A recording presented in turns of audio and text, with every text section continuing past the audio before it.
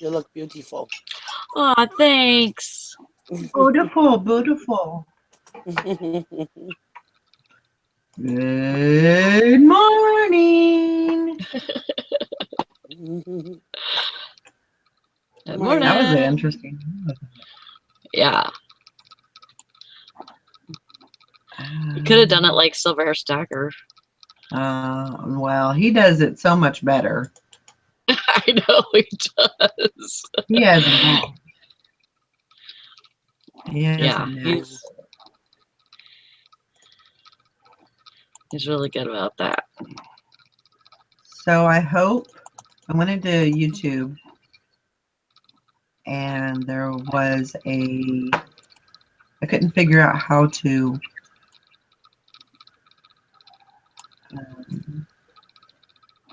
someone or see if they were blocked. Uh-huh. And so I went in and I watched a video on it, of course, Mm-hmm. and found out how to do that. And so Blackberry Thistletea was blocked. What the heck?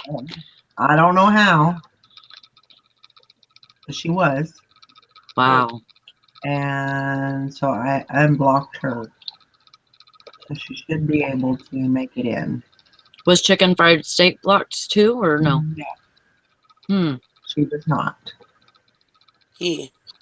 Oh, he. I know. I think Chicken Fried Steak is a lady. Oh. I thought it was a he.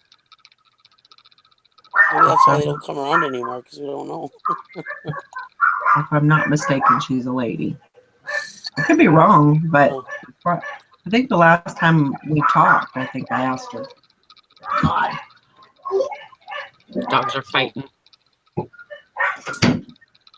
I know when I first started hanging out with everybody. Yeah, if anything ever happens like that, sorry. I was just going to say, if anything ever happens like that to where you think you're blocked for some reason, message one of us and we will find out.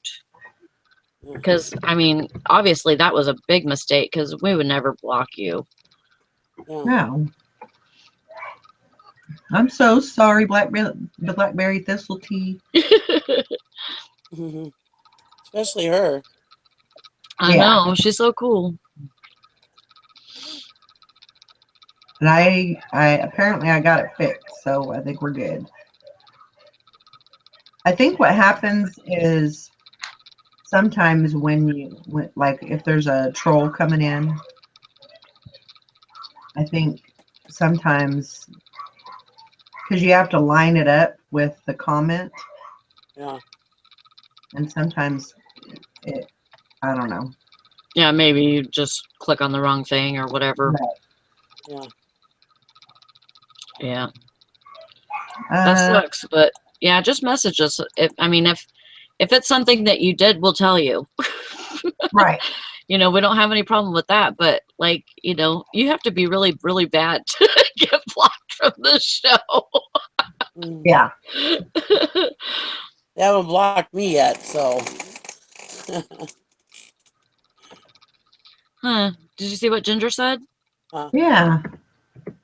That's weird. What? She just says that she's having issues watching online. She can't get it to work online, just a black screen with a circle.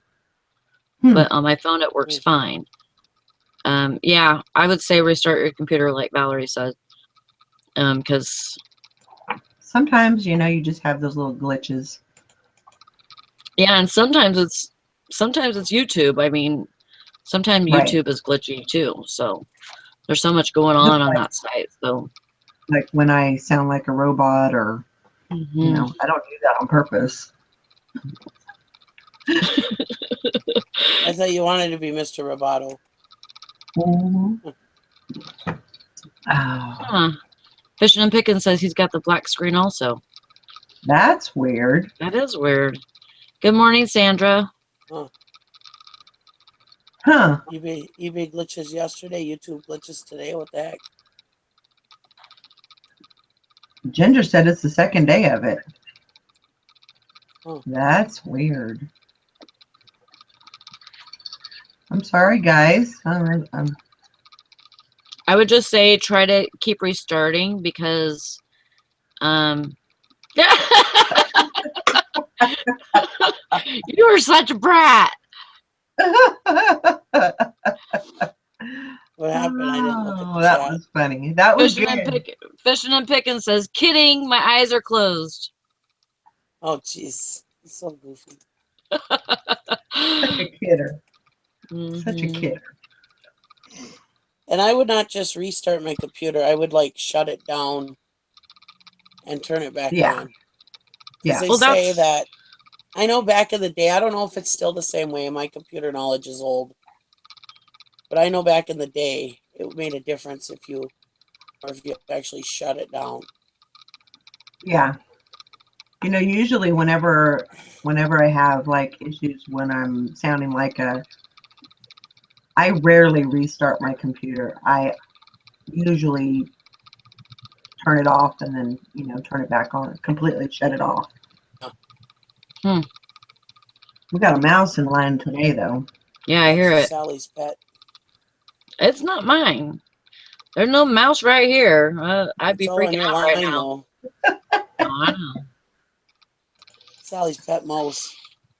Chewing on her cord. It's taking a nap right now. Maybe not. Yeah, shush to wake the mouse. So how is everybody doing today? I think I had what a relapse shirt do you have yesterday. Oh, I like that. Ooh, The Walking Dead. I really like that.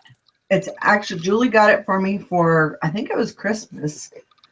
And it's been sitting in hanging up in my closet because I didn't think I could fit into it. Oh. And I was looking at it this morning. I thought, I might be able to squeeze in there. So it looks good on you. I didn't get stuck, so I'm good. You haven't tried to take it off yet. That's cool. I might have to cut it off. No, don't do that. Just wear it. Just keep it on and put clothes on top of it. There you go. And if you have to wash it, just get in the shower with it on. Sounds like a good plan, Sally. Sounds like a good plan. Silver Hair Stacker says, good morning, laughing lawn doers of luxurious items. That was tough. Is he Dr. Seuss or what? What's that? Is he Dr. Seuss or what? Yeah, close to I it. think so. He must be. That was good. And then he said, wet t-shirt day? No. He's you know what's funny though? Is I've always thought about when I was younger, not these days, but when I was younger, I always thought that would be fun to do. I don't know why. But I did. I always thought it would be fun. Like just to have a wet t-shirt contest or be in one? Well, they used to have them like at bars and stuff. And I always thought, well, that would be, that'd be so much fun. I mean, you get a lot of attention, that's for sure. Yeah. Fishing and Pickin' says, anyone notice a spike in sales after eBay went down last night? I didn't even know it went down. No. Yeah, it was down. Dusty posted something. And I think that was about an hour before I started listing. And mine was all good whenever I started listing. But he said, like, it wouldn't let him do anything. He was having to save his drafts. Because it wouldn't let him list anything. So, but I did get 2 sales last night. So it's very possible. Yeah. I got squat. Yeah, Blackberry Thistletea says she was shopping on eBay last night and it was glitchy.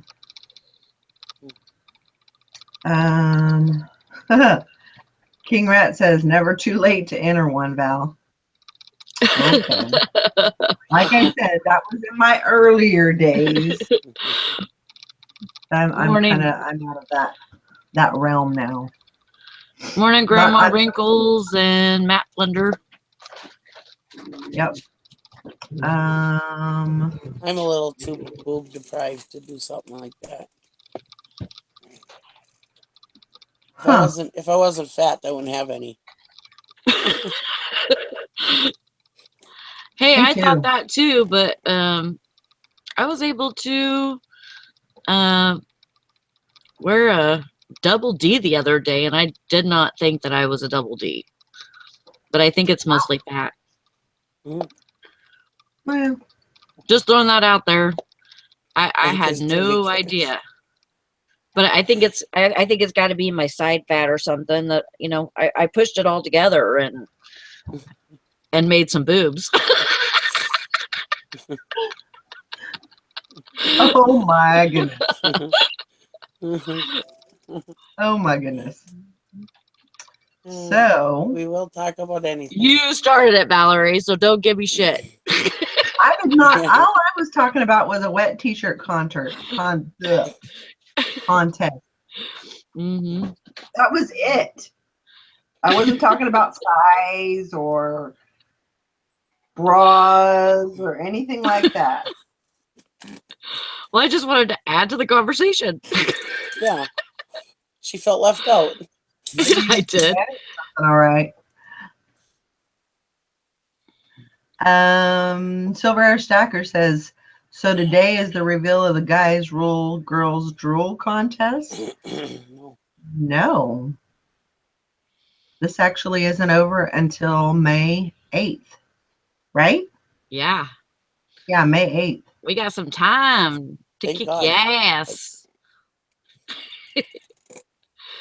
Waking up to boob talk, Gigi says. Sorry, Gigi. You know, you'd probably get more ratings if you called it that, boob talk. Yeah, you would. Reselling them Not boobs. sure what. Not sure what kind of people we get in here, but or put a wet t-shirt contest on there or something like that. Yeah. I am sorry I mentioned. Yeah. We were talking about Valerie's tight t-shirt. Yep. That's what happens when you get a bunch of ladies everybody together. can put their mannequin up. Oh my gosh, that would be hilarious, actually. Wet t-shirt contest for their mannequin, and then they could post pictures on the Facebook page. I only have a mannequin, so I'd have to put his nuts in there. But he's got a pretty big bulge. Motorcycle. I use it as a handle when I carry him. Oh my goodness. Makes a good handle to carry him.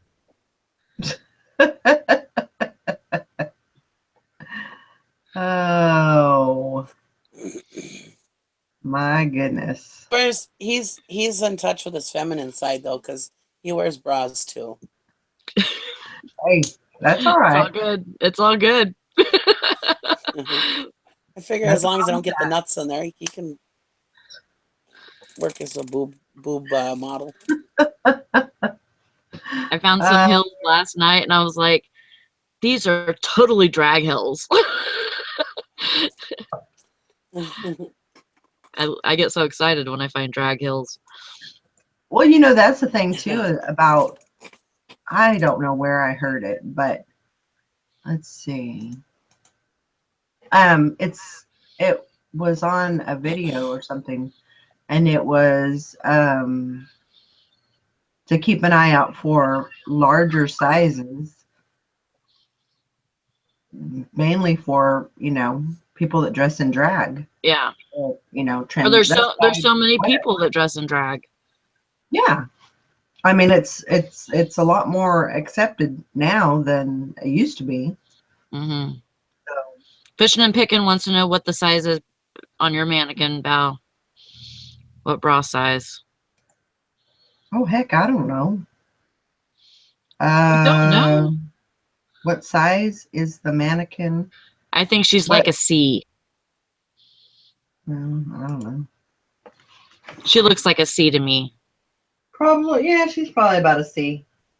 A C is pretty common, so it probably is. Mm.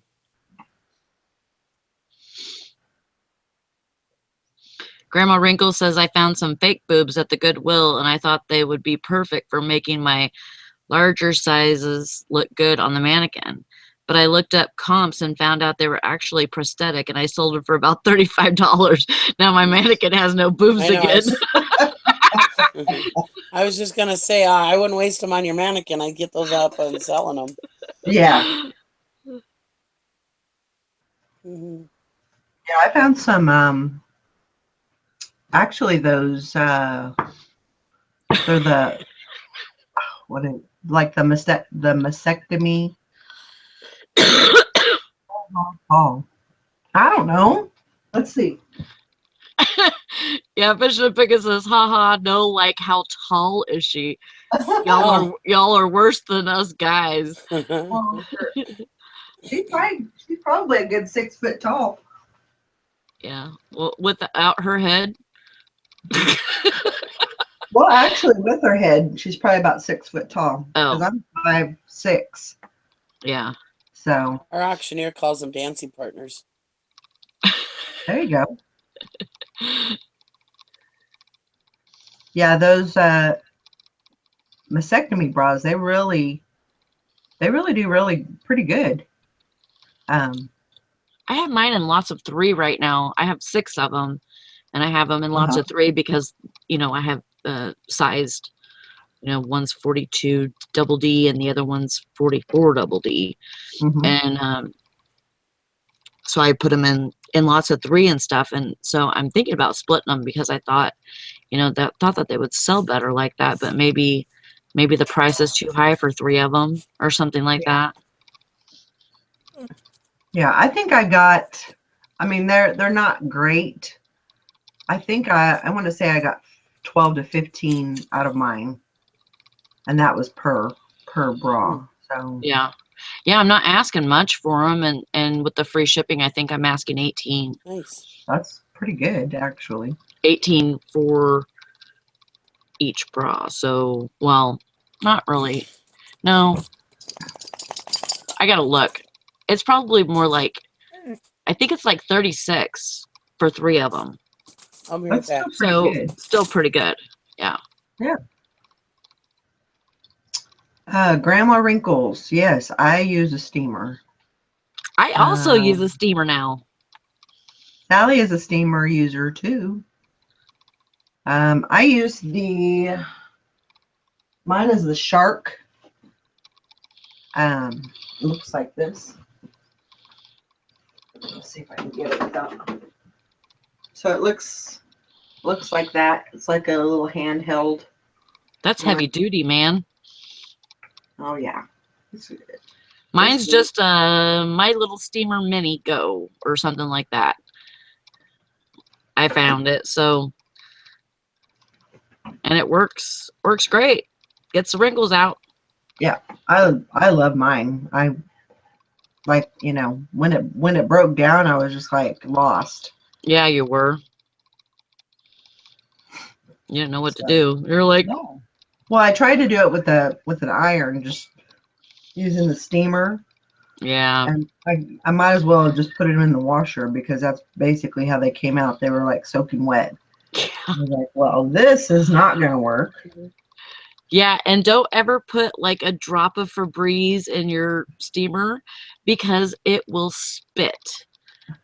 I learned that yesterday because it boils water so hot and whatever.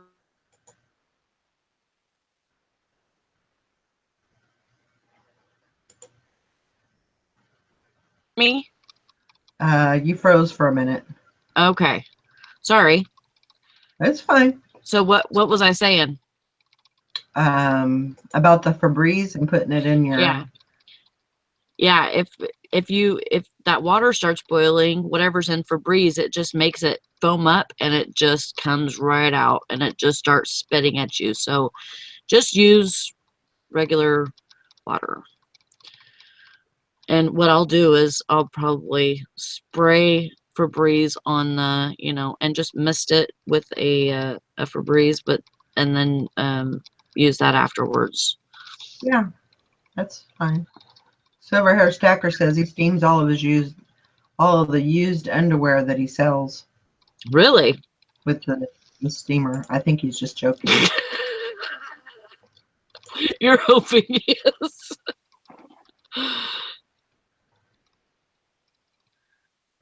Grandma Wrinkle says she got a kazoo. I ain't never heard of that. I haven't either.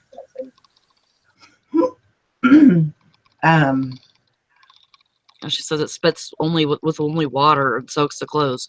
It's not supposed to do that. And if it's doing that, you may be filling it too full. Yeah. There should be a minimum and a maximum line on there. And if if you go above that maximum line, it's going to spit and get your clothes all wet. Yeah. Good morning, Robin. Morning, Robin. It's a small, cheap one. I spent, what did I spend? $70 on that steamer. But the last one I had, it lasted me a year and a half. I got it from Walmart, and I bought the 2-year warranty on it. Luckily, it was within that warranty, and so I got another one for free. It was replaced, so I think Morning. It was worth it. Yeah. Well, definitely when you get the replacement plan, you might as well replace it. Yeah. Absolutely. Are you sure you don't have a hot llama?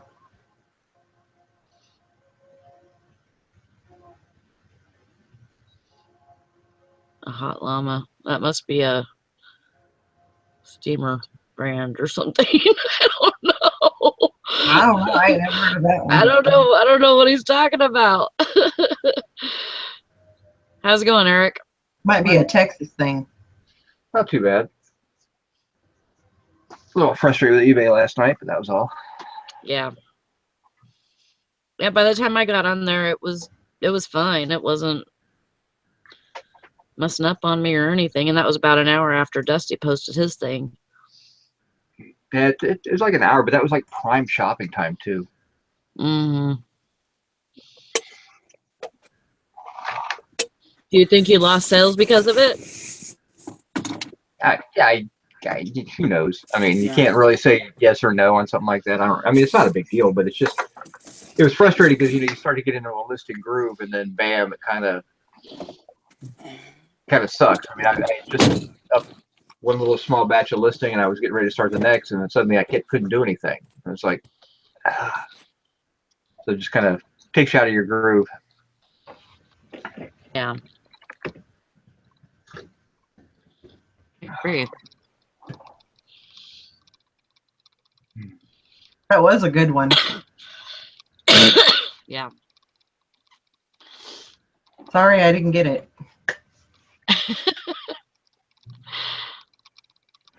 Usually it takes me a little bit, though. I'm a little slow on that. You need to get wearing her Walking Dead shirt, but she hasn't woken up yet.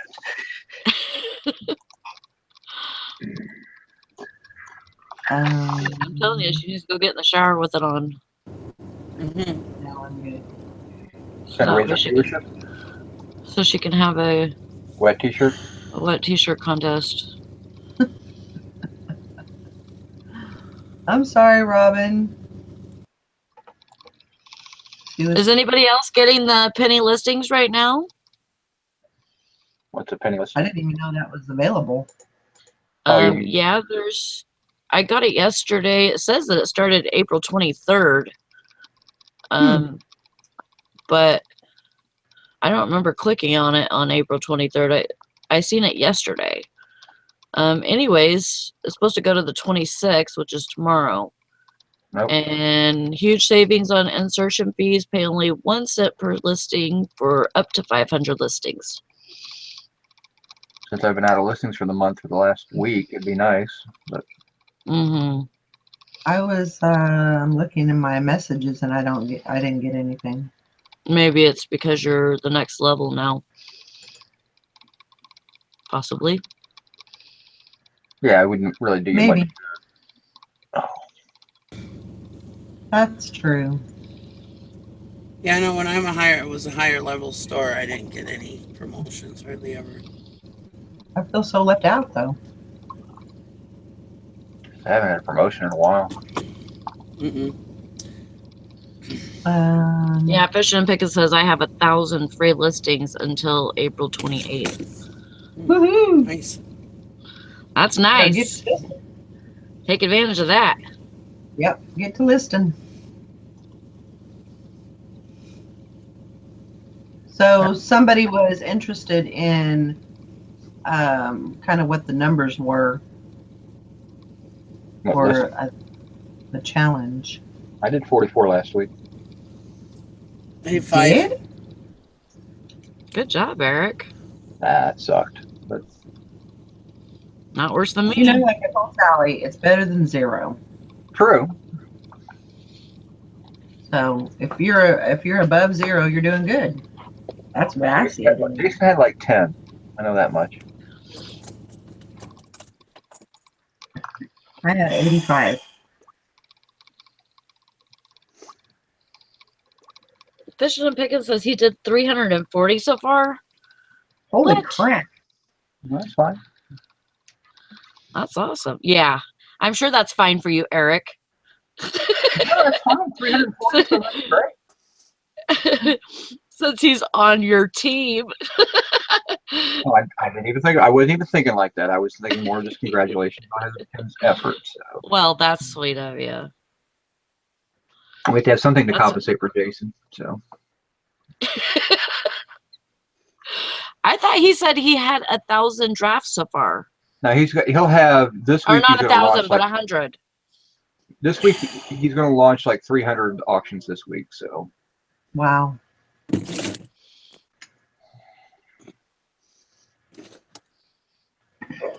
you get anything up yet, Nikki? Never, ever, ever put your knuckles that close to the camera again, Nikki.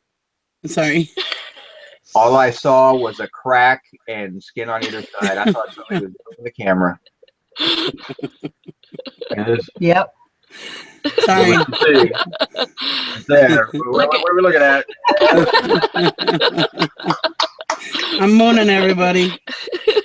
That was right out of the corner. I'm like, what the hell? That's hilarious. Oh, that was funny. Sorry. Don't be sorry. That's okay. You can show your butt on here anytime you want. Yeah. So what did you ask me, Sally? If you got any listings up this week? I think 5 the other day, and before that, I'm really not sure. I can't remember. Yeah.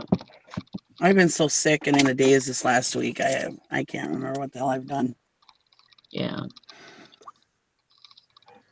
Well, anything to help out, right? Yeah. Okay, everybody out there in YouTube land, or in the group, I should say. What else you got? What else you got as far as listings done? Hi, Tara. Hey, how's it going? All right. How's it going with you? Pretty good. Been working? Trying to. But I haven't listed all weekend, so. Oh, boy. But I did do 138 last week, so I did do that.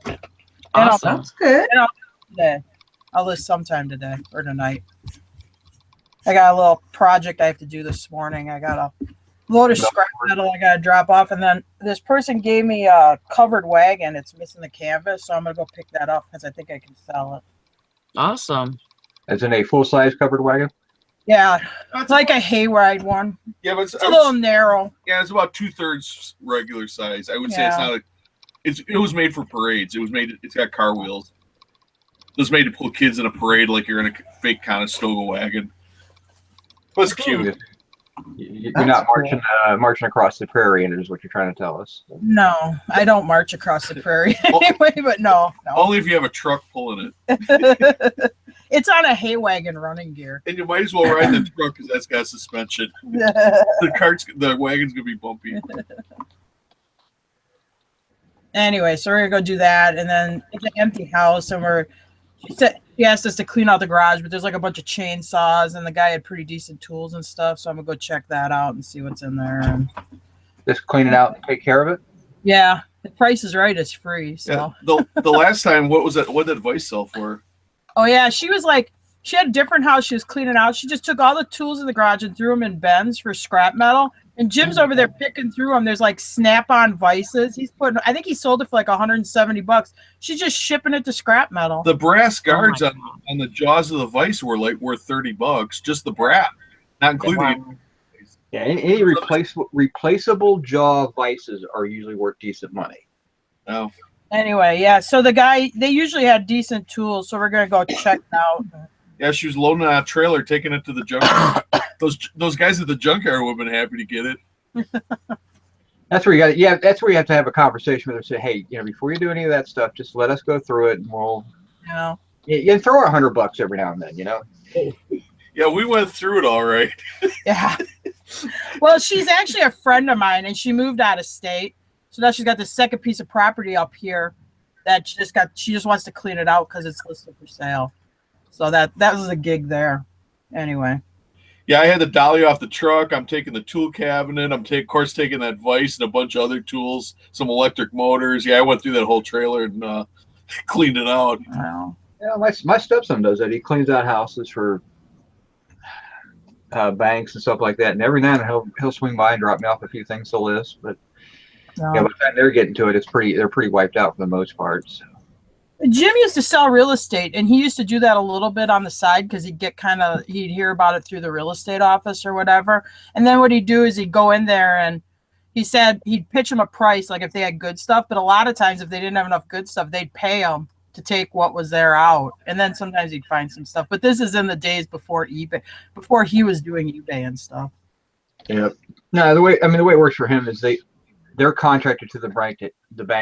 They go in and they take pictures of everything, and they're just doing a condition check, and then they take care of all the landscaping while the house is empty, waiting for the paperwork to process through. And if there's anything in the house, they're basically once they get the initial pictures done, they get the clearance to go in and clean the house out, and that's what they usually do. Yeah. And most of the time, it's just hauled away to the dump, but he's got a pretty good eye for stuff, so he keeps an eye on things. So. Once in a while, you might find something decent in them. Just depends. Oh, they find decent stuff. It's, nothing great, but it's amazing how many people leave behind computers and Xboxes and stuff like that. They just don't take it for some reason. No. And it's all good stuff. He's found everything from guns to collectibles, antiques. Yeah. It's just kind of crazy. Yeah, I guess. Well, and if the person died or something, and there's no family to go through it, you could probably find something pretty good. Yeah, most of these are like, bank foreclosures and stuff like that. Yeah. Usually people just don't want to deal with it. Yeah. Well, my problem was when Tara met me, I didn't know how to dispose of any of it. It was cool stuff, but I had no way to get rid of it. I just kept it. So one day she's like, I need to do some wash. I use your washer when we first met, early in the relationship. I'm like, sure, yeah, just go down the basement. So she walks down there. Well, she goes down my basement steps. Well, then she sees a gun wall. But then you go around this corner, it's like a chipmunk trail. I got a 3-bedroom house with a full basement, and all you have is this little 2-foot wide path that goes all the way to the other end of the basement because it's stacked up like 6 feet tall, all this stuff that I've been hoarding. Like, oh my God, I thought I was bad. She's like, you need to clear out some of this investors, and because mostly what I was dealing with was old people that passed out and moved on to the nursing home. Well, they have to clear out this stuff, and that's why I would get it. It was mostly old people stuff, like old bronze lamps and stuff, and really, which we sold and made money on since on eBay. But back then, it was like, I call it Junk River or junk lake. If it's a junk river, it keeps flowing, that's good. If it's junk lake that ponds up in one spot, that's bad. That's a good way to look at it. Wow. Yeah, so I'm going to say my downstairs here is a river, but my garage is a lake. So There you go. You need to have the river working. Open the dam. I've been slowly working stuff from my garage in because I got really good stuff out there. I just need to. Hey, I know the feeling, so don't feel bad. Yeah. We're laking a little bit, but I had a house I sold last year that a family member died, and they were junk lake. So we're still dealing with the repercussions of that.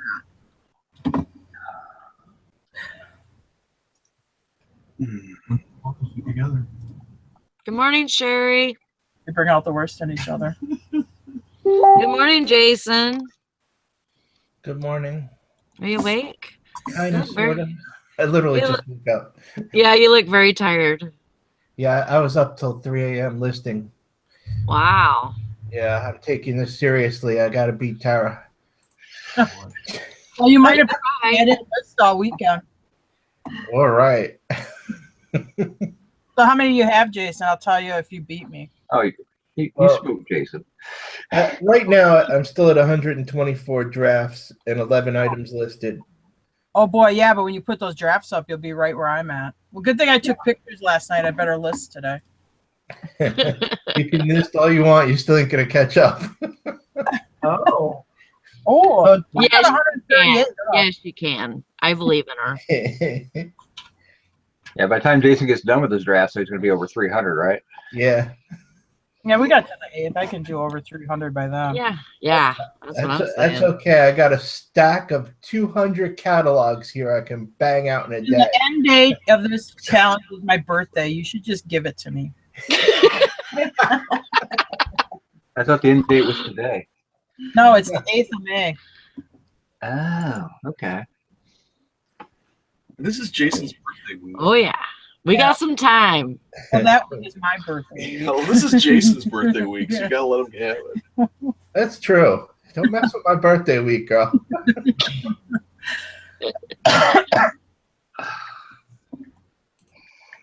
Speaking of which, check out this card I got from Jessica. How cool is this thing? Aww. Yorkie in the wind. So cute. Yeah, it is. My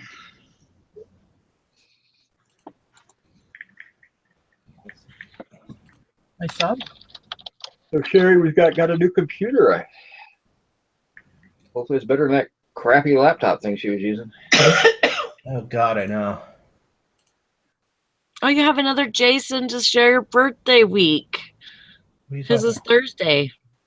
Jason Hover. Or I don't know if I'm saying that right. Hover. I've seen the name in the chat before. I in fact, I should open up the chat. I forgot about that. I'm looking at an auction right now. Oh.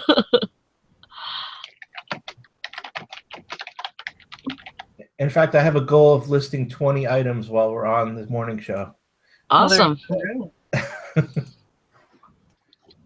I'm working today too. But first, after Sally's beautiful post the other day, I had to go to the donut shop. Do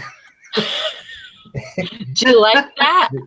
This is a beautiful red velvet glazed. Ooh, that looks good, actually. Oh, it is so good. Mm. Mm. Mm.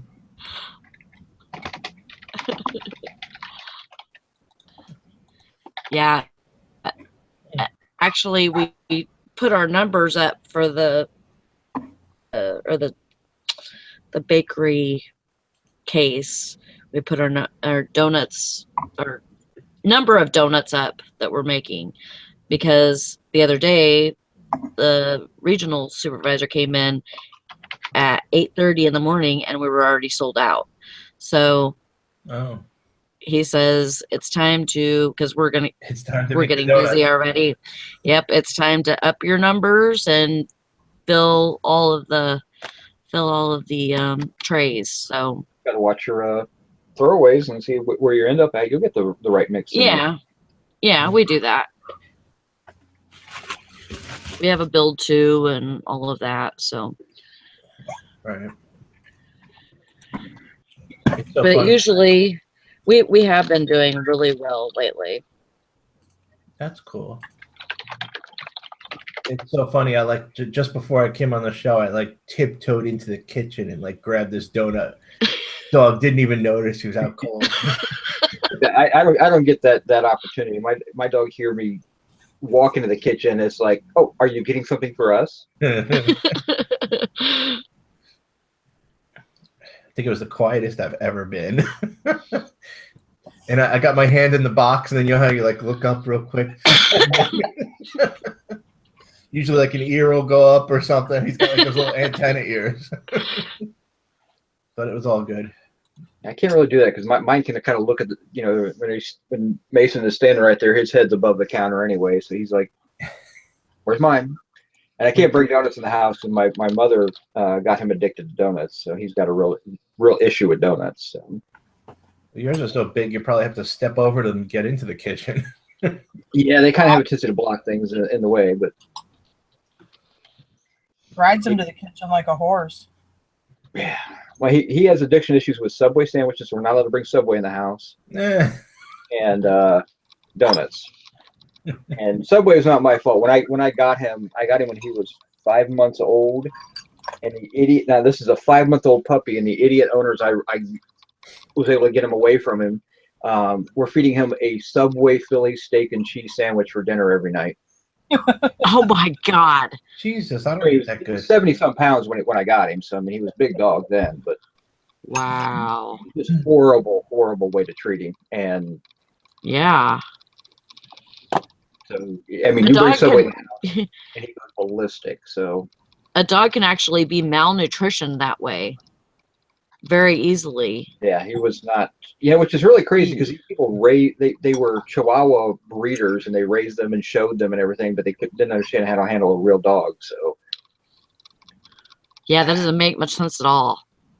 And Zeus is a foodie just because he was kept in a warehouse and they'd show up once a day to feed him, and so he was just, I gotta be eating to survive type of mode. So he'll eat till he pukes. I mean, that's the type of, so he has to be very careful with him. Mm-hmm. You know, he can't be free fed. Mason I could free feed if I wanted to, but yeah. So oh, by the way, Eric, I got the vertical mouse in. Oh, how is it? It's cool as hell, man. I want to see. Oh, it's comfortable. Is it? Because I need to order another mouse because this one's kind of pissing me off, and my other one on my other computer is definitely pissing me off because I actually swapped it out for this one. So it kind of goes in your hand like that.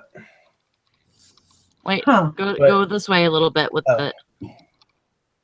It just changes how you hold your hand when you're on the mouse because you still use it like a regular mouse. That's crazy. Yeah, oh, I see. You're not twisting your wrist, you know. And it was only $20. Wow. Yeah, and it's wireless. It's what's the name of the company?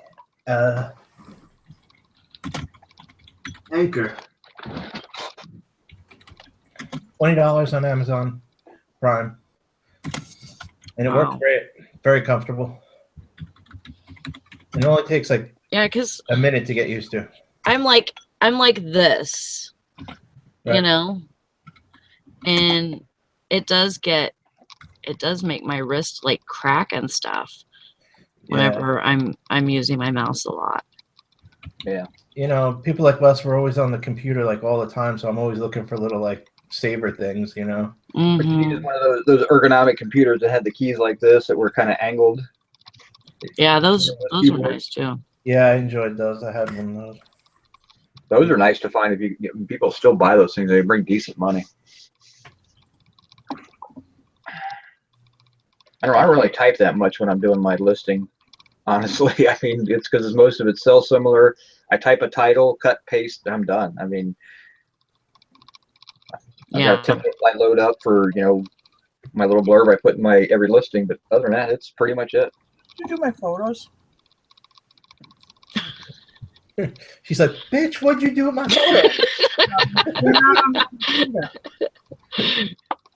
Yeah, everybody's talking about how they list in the chat. I mean, I list on a desktop. I'm old school. I've had laptops, and laptops are fine. You know, they're just slower and usually not as efficient on computing power. So if you're doing other things on your desktop at the same time, they're usually not as good. Yeah, it's only if you buy a cheaper laptop. There's high-end laptops. Yeah, you could spend if you spend over $1,000 on a laptop, you're going to get a good laptop. You're going to get a good computer. But when you buy that $399 Black Friday special, you're getting a crappy laptop. Yeah.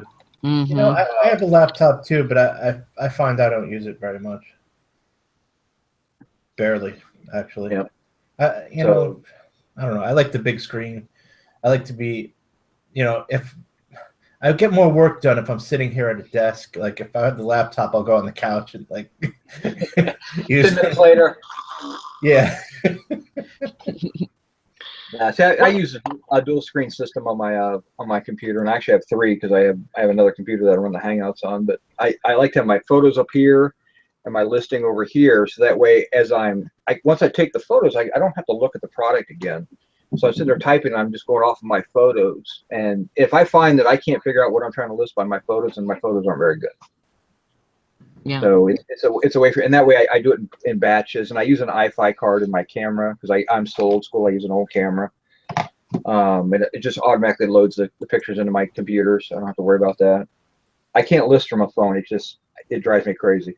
Yeah, phone I can't do, but a laptop wouldn't be any problem whatsoever. I mean, I could use it just fine. They're not, a good one. Not freaking. Remember, like the web book? Oh my God, those things were so underpowered. The netbook, yeah, that was it. Yeah. Sitting right there, as a matter of fact. Yeah, it makes a great paperweight. It's not to me. It's my emergency backup. Holy crap! I've lost my internet, and I need to go somewhere else and either ship or list or something, because I can take that in one of my my little label printer, and I can take it and go to a McDonald's and plug it in. I got a converter for my car. I could actually list from a McDonald's parking lot or print shipping from a McDonald's parking lot if I had to. So I'll tell you right now, if you ever had to go to use that, I guarantee you plug it in for the first time, Windows is going to need to update for like 2 hours before you can do anything. No, I keep it updated, and actually that's got a dual boot system. It's got a Linux and a Windows system on it. So ooh, fancy pants. Well, the Linux actually runs really fast. Yeah. But it doesn't recognize the brother printer. So if I need to go in and just do maintenance or answer questions, something like that, I can go Linux and just get on the browser and use it. But if I got to print labels, I'd have to use the Windows side of it. Yeah. I use the laptop less and less because really when I go on the couch, I actually use I have like a, one of those Surface tablets. Yeah. I mean, I've got an iPad 2, I've got an iPad 1, I've got another Android tablet. So I have an iPad 1, but I only use it to play Bejeweled. I play Bejeweled every single night. It just relaxes me for like at least 15 minutes a night. Yeah, I really should sell the iPad 1. I mean, Luke used to use it all the time, and now he doesn't even play with it because he's got the best computer in the house. So I mean, I just built him a really screaming system. So, but he does 3D modeling and things like that with his computer, so he needed a better system. Yeah. I mean, hell, I'm still listing on a Celeron processor on my little micro PC. I'm running the little tiny Alienware thing, the X51 or 52, I forgot. My computer's like that big. But it works. It's about 4 years old now, but it does everything I need it to do. It's quiet. And I will say that once you get the iFi card working correctly, it is worth every penny.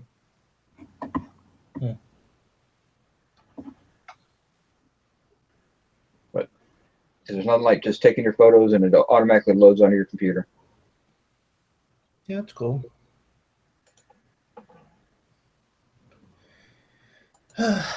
Wake up.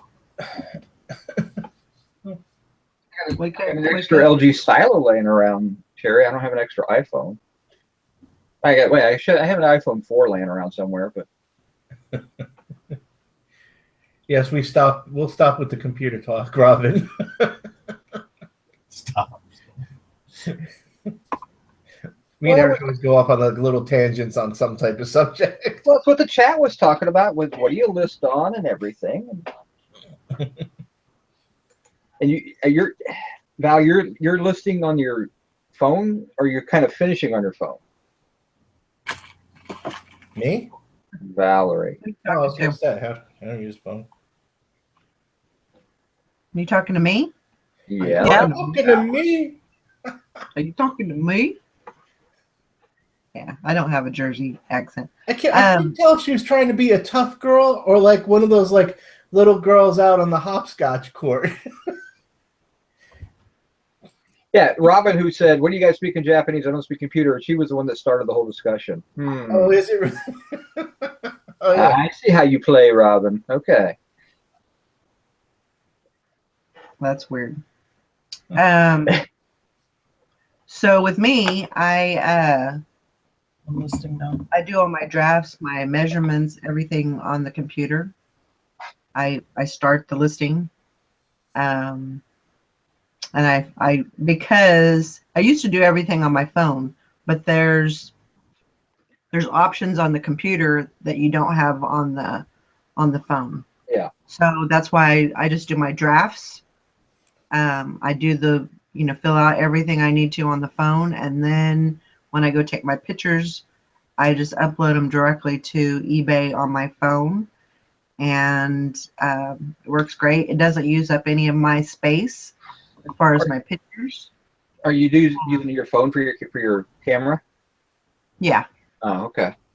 Yeah, I just use my phone, and it works fine. I did get a different app for the camera. It's a little bit better clarity. It has a few more functions. So do you open up the eBay app, go to one of your drafts, and then take the hit the camera, and I'm going to take the photos there, and then finish it, and then go to the next one? Yeah. And I try to do 5 at a time usually. So I go through and do 5 drafts, go take 5 sets of pictures, and try and do it that way. And that way I'm always, there's not too much time in between, maybe an hour between the two. So seems to work out okay. Yeah, see, I guess I'm different. I take my photos first. Me too. I used to do that. I mean, I'll take photos. Say I'll do a batch. I usually do in batches like boxes, or I'll do a batch of 10. I'll take 10 photos, 10 groups of photos. They're already on my computer, so I come over and then I'll write as I do my drafts. I pull my photos over and I load it at that point. So I'm doing one at a time, but it's really quick. I mean, I can do 10 items in 20 minutes once I got the photos done. Right. It doesn't take me long to list. It's just the longest time I spend is actually getting my photos the way I want them and everything. But I don't go in and I don't clean up my photos. I don't edit my photos. I don't crop or anything like that. I mean, I pride myself on taking a decent photo as it sits. I don't need to edit or anything. Right. I'm the opposite of that. Yeah, Jason spent 6 hours working on one photo. Yeah, no, I don't think so. No, not quite that much, but I just, to me, I'd rather take good photos up front and not worry about it. Right. But like I said, I don't know. I guess I'm fairly quick lister when I put my mind to it. It's really not that hard. Yeah. Clothing takes longer. I mean, it does. So. It does. That's another thing that I add to the mix when. Before I even take the pictures, I do my steaming of the clothes. So that, adds an extra step. I steam it, then put it on the mannequin, and then, get it ready for pictures and everything. But yeah, I don't do any of that steaming stuff or anything. They're lucky if I iron it a little bit. With clothing, I just think you should have you don't want something all wrinkled up, that's got a bunch of creases on there. And I realize that stuff's going to get, wrinkled and stuff when it's in the mail, that's how it's going to be. But when you're taking pictures, you want that presentation, I think, to be, you know. Oh, I'm sure it makes a difference, and I probably, again, I don't list that much clothing. So I mean, I just listed a bunch of Hawaiian shirts. I didn't bother cleaning or pressing or steaming any of them. I just took the photos. Most of them hang pretty nicely. I had a couple that were a little wrinkled, and I just put in my conditions. Needs to be pressed. I'm not going to worry too much about it. I mean, I could put it up at a price that's going to sell it no matter what. Right. You know, I got a bunch of jeans. I went to the thrift store to pick up some more shorts for my son, and I walked in and they were $1 an item day. And so I grabbed every pair of Levi jeans that were in good shape, paid $1 a piece for them. And so I got to list those today, but jeans are kind of a pain in the butt. They can be, yeah. They take a little bit longer. And it's just getting the photos to look right. Yeah. But I can do those. What I don't have to put them on a mannequin or anything like that. So. Yeah, I mean, on jeans and shorts, because I can't put those on my mannequin, and they look. What I was doing before was I would just kind of wrap them around the mannequin instead of, you know, trying to put them. Can't do that. Yeah. And then when you wrap it around, it just doesn't look right. It looks dumb. So I started doing all of my jeans and shorts, just flat laying them, and that works a lot better. Yeah, to me, if I take photo of the front, photo of the back, the legs, and for me, jeans, the most important photo is the cuffs. If the cuffs aren't all wore out and shredded and everything, you can pretty much guarantee the rest of the pair of jeans is in good shape. Right. So when I'm buying, if I buy jeans to list, you know, if I'm in a thrift store and I decide I want to pick up some jeans or something like that, I always look at the cuffs. I could care less about the rest of it for the most part. Because if the cuffs are in good shape, the jeans are usually in pretty good shape. Yeah. Well, I think for women, I usually do a butt shot of the pockets. That's my first photo was actually a half butt shot with the tag, because I only do Levi's or a high-end jean. So I want that tag and a half butt shot showing what the item is. That's my main photo in jeans. Yeah. Eric, I'm just looking. What the hell? What was that? I was just looking at all your photos of your clothing and stuff. Yeah, some of them are old. Oh my God, it's like amateur hour at the Apollo. Yeah, some of those I need to go back and read them. I just wait.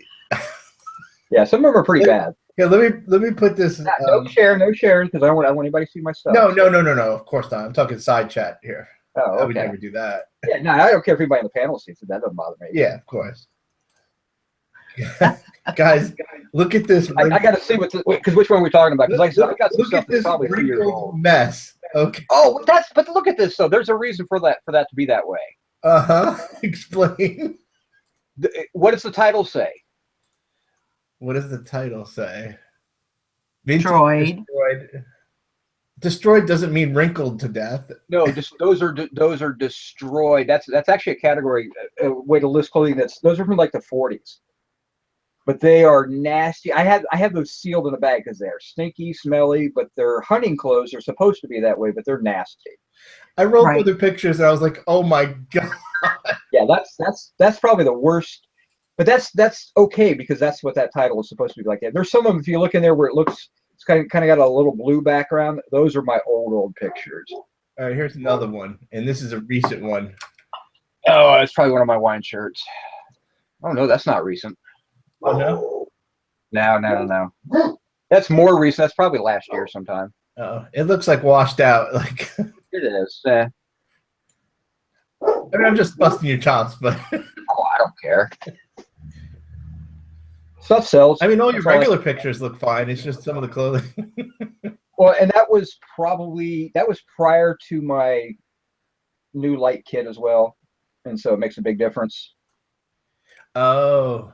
So yeah, that was back when I was using just some clamp-on lights and stuff like that, and I'm actually on my second light kit from that one. So I mean, I went to umbrellas and now I use soft boxes. So.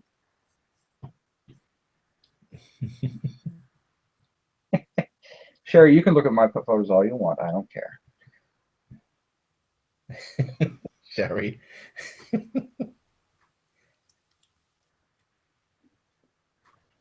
She just never hangs out anymore. That's okay. I know. What the hell? She doesn't like us.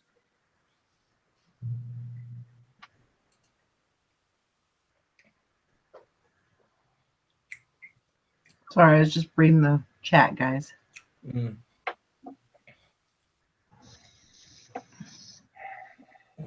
I know you wanted to see it, but sorry, we're not sharing. Yeah, I don't put my store name out there. If someone wants to find my store, if someone wants to message me about my store, that's fine. But I don't put it out there on a live show. I understand. You can find it all you want. It's not that hard to figure out. I mean, but no, it's not. Oh, I live in Columbus, Ohio. That's your hint. So believe me, people, you're not missing anything. Don't even waste your time. I got the same crap everybody else has got. That's all. There you go. I like your shirt, Val. Thanks.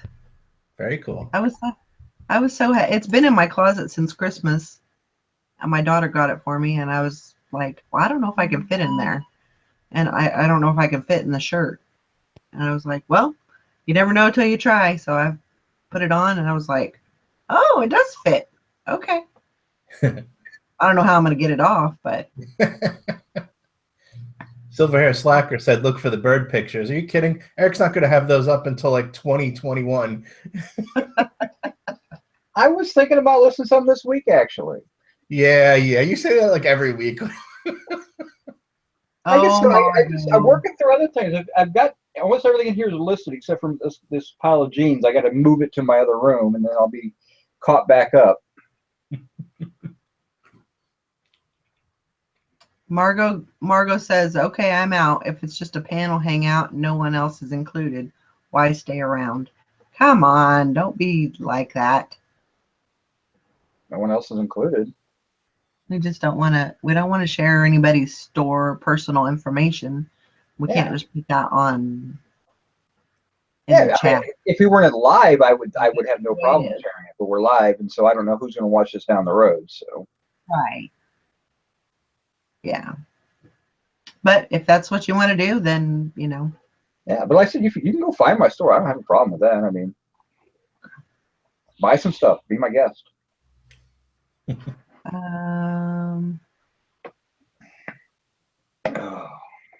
Morning, Larry. Hey, Larry, how many things you got? You guys got numbers? You guys haven't given me any numbers yet. I was going to try and get a prelim amount of the challenge. Did you write mine down?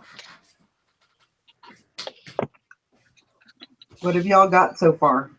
11. Jason had 11. I had 44. I don't know how many Dusty said he didn't have a big listing week, but I mean that's probably only means like 200 for him. I know he's still been pushing out stuff. I looked at his store recently. Larry, you did 100 listings. There, we know your store, so. Yeah, Larry, I'm going in there right now. Better need not be like a bottle of hot sauce. BS on that one. I hope you did, Larry. I really did. Here you go.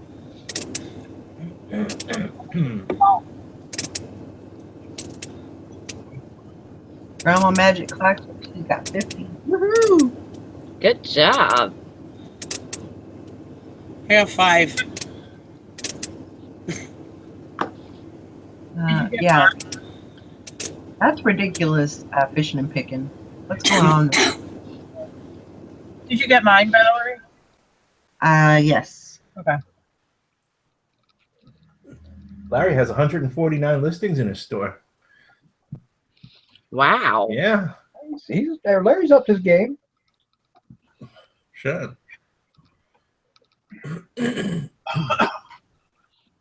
Jason, 127.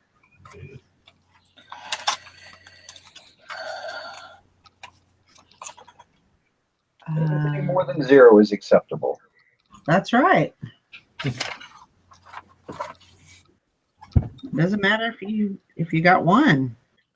I put up 11 and I sold 2.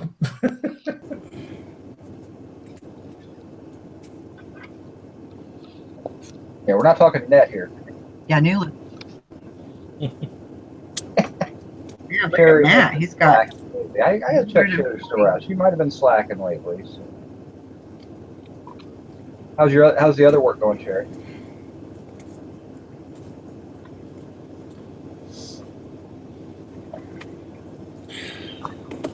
Yeah.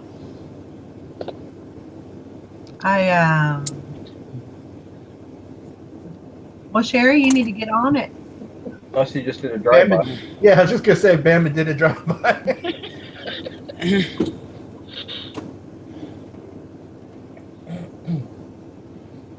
Gotta get on it. Gotta get on that listing.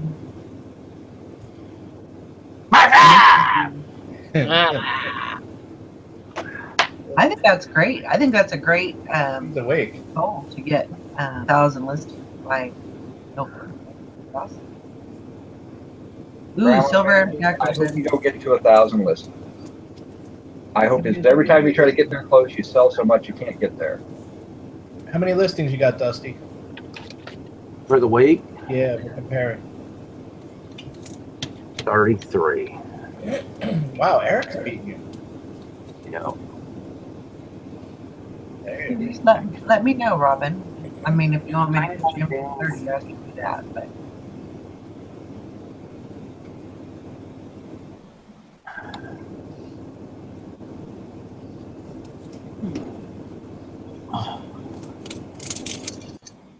Fishing and Picket's trying to get a new boat up. That's why he's listening so much. oh, gotcha.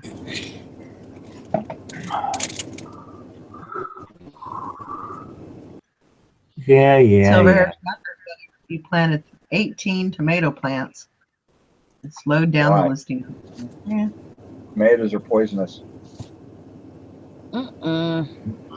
These are yummy. They're yummy. Tomatoes are a member of the nightshade family. I ain't taking any chances. Hey, yummy. What did tomato ever do to you? Tomatoes are evil. What's that movie, Attack of the Killer Tomatoes? Are you like sore after that? I prefer Attack of the Killer Tomatoes 2 starring George Clooney. Oh. Oh man. But no, I can't stand the taste of a raw tomato. Oh, they're so good, I think. I love tomatoes. Me too.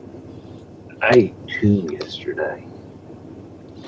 But it is true that they are a member of the nightshade family, and nightshade is a deadly toxic plant. So. See, I love mushrooms, so I'm good. Oh, yeah, see, I'm good with mushrooms, even though there are some poisonous mushrooms. But... Well, it's 9 o'clock. All right.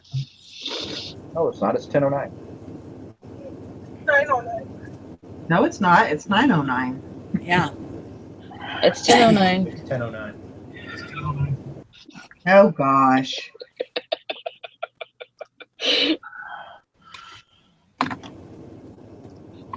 Well, we're in Central Time, and Central is like the center of everything. So technically, it's 9:09. Oh, Jesus. Wow. I don't think anyone's going to win this one. I think I had a pretty good debate. Dusty and Jim got a big shout out. Apparently, Global Voodoo was talking a lot last night. I don't watch them, so I don't know.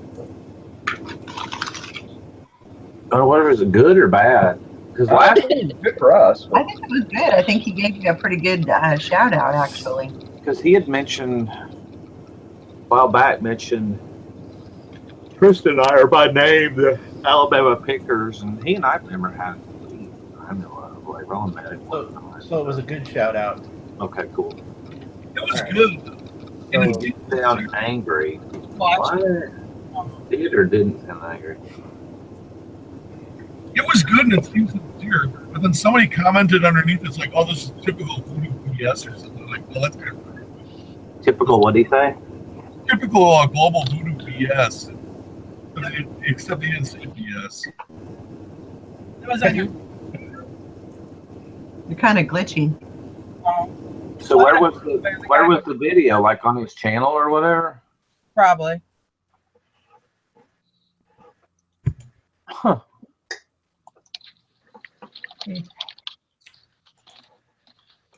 That's cool. I have to go find that as soon as I wake up.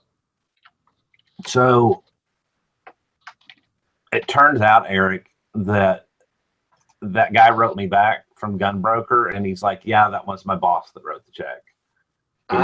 He's not necessarily computer illiterate, but it's easier if I help him. If you'd like to call him today to confirm here, I will be available, blah, blah, blah. So how about putting that in your freaking note there, pal? You know? All right, so I sold something on Gunbroker yesterday. It was like $100. Well, no, I sold it on the 13th, actually. Like $100 worth of Ruger magazines. So I say money order or cashier's check only, and I get a freaking personal check in the mail yesterday. Not only is it a personal check, the contact information on the check are totally different name, address, everything than what the Gunbroker like registering users information registration stuff is. They had registered the same day on Gunbrokers. They bought the item. I call the number on the check because I'm like, okay, if I call the number on the check, if it's a stolen checkbook or whatever, they're going to go, no way, no how, no, hell no, I didn't buy that, whatever. Number's disconnected. So I call the bank that's on the check, and I don't know who all remembers this, but years ago, banks were kind of cool and you could do what they call merchant verification. You could call, usually they had a special number set up, like if you had a grocery store or whatever, you could call a number and it'd say, put in the, for that specific bank, put in the account number, put in the amount of check, the number of the check, and it'll tell you if the funds are available or not. That's all it says. Mm-hmm. Yes, funds are currently available. Well, apparently that's a violation of everybody's privacy now, according to this tiny little bank, which I'm not going to mention, in this tiny little town in Wisconsin. Don't worry, if you mentioned it, no one would know what it is anyway. Yeah. So yeah, pretty much. A lot of yaws going on when you were talking to the lady there. Who only has, and she's going, I can't do that, don't you know? And I'm like, oh no, you just said my favorite phrase. So the best was, put me up with your fraud department, and they're like, there isn't one. Now I was like, do you have a fraud department, or like, does the guy at the front door with the one bullet in his pocket, does he handle that kind of stuff? Like, I mean, so, and I've banked with small town banks, so you know what? It's not that I'm picking on Wisconsin. I'm just picking on small banks. So call number 3. So I like hang up. I'm like, I'm gonna call back. Maybe I'll get somebody else. She tells me the same thing. So the third call, I'm like, you know what? I'm gonna call the other branch. Oh no! So I call the 1-800 number, like the 1-800 for 1-800 banking. Call like 1-800 this number. So I call it and it goes through the whole menu, and there's no option for like merchant verification. But then at the end, I hit 0, and it's like, oh, like sweet. And it's like, you will need to call 1-680 whatever, and it's the number for the original first branch that I couldn't get through. So I call branch number 2, and branch number 2, I get a lady that's like, I'm like, listen, I don't want you to tell me anything about these people's account. Let me just say that I just have concerns that maybe one of their checkbooks got stolen. And I said, I Googled them. It looks like they're maybe a little bit older. Eric could actually Google them, but so finally she's like, let me put you in touch with the branch manager. The branch manager's cool as crap, did banking the way it should be. She's like, here's what I can do. I can contact that. She said, if you just want to give me all the information off the check, like their account number. And I'm like, I'm kind of confused. I said, are your account numbers really short because there's not enough numbers on the bottom of the check? She's like, yeah, they're only 6 digits. I was like, okay. So I give her all that information, all that crap, and she goes, I'll contact the people, make sure it's legit. And she said, I can maybe have them contact you. But she actually called me herself. The branch manager called me back about 5 minutes later. She goes, hey, Mr. Graham, we really appreciate, yes, that did seem a little suspicious, but the guy, she said, I did contact the the account holder, and he said that, yes, he bought some gun clips off of online. And she said, yeah, she said, but we really appreciate your, keeping an eye out for us and all that. And I thought that was pretty cool. Like finally somebody that broke the rules but didn't really break the rules because they realized I was just trying to help, you know? Right. Yeah, it's a little frustrating. That other branches, because we were listening to the phone call and it was just like, yeah, this is really stupid. I mean, you're really protecting them and their customer by just trying to, and this doesn't seem right. And I'm just curious here. I've asked for a fraud department that doesn't exist, and Fred might have been at lunch. Fred the fraud guy, but it was just kind of strange. But but I tell you, and that's where small banking is supposed to come into play, is that personal touch. Instead of if it had been dealing with, like, I don't know, Wells Fargo or Citibank or something like that, you never would have. They would have just said, okay, we'll lock it down and forget it. You never would have found out it was an accurate thing or not. So, what made you call to begin with? The name and registration on Gunbroker, when you go in to view your it's similar to eBay. They show you who bought it and their address and their contact information, all that. Totally different name, totally different city in Wisconsin than who was on the check. And number two, I don't take personal checks, but if they've already mailed it, this is like check number 14,000 and something. I was having to look. I couldn't remember. That explains it. And I'm thinking, okay, maybe somebody that's a little more, if they've written that many checks, I got a better chance that, they're probably fine. They didn't bank for that many years for, bouncing checks. But just to be the information being totally different. And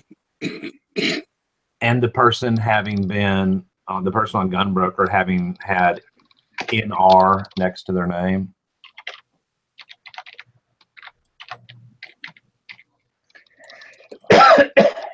Mean newly registered.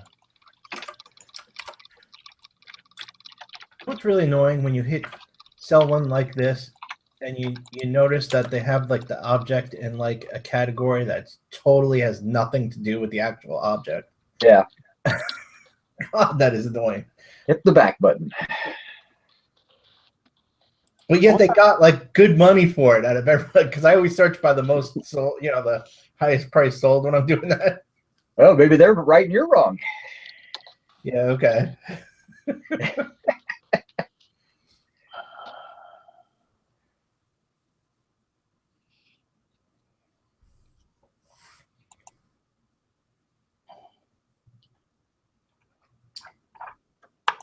What the hell?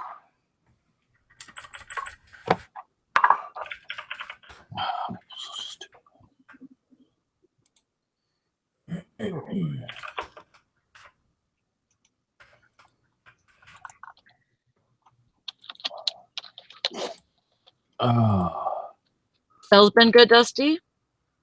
Not really. You're in the crapper.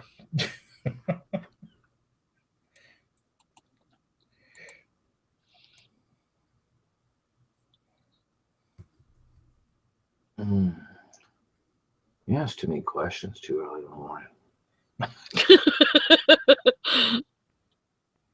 Maybe you don't ask enough.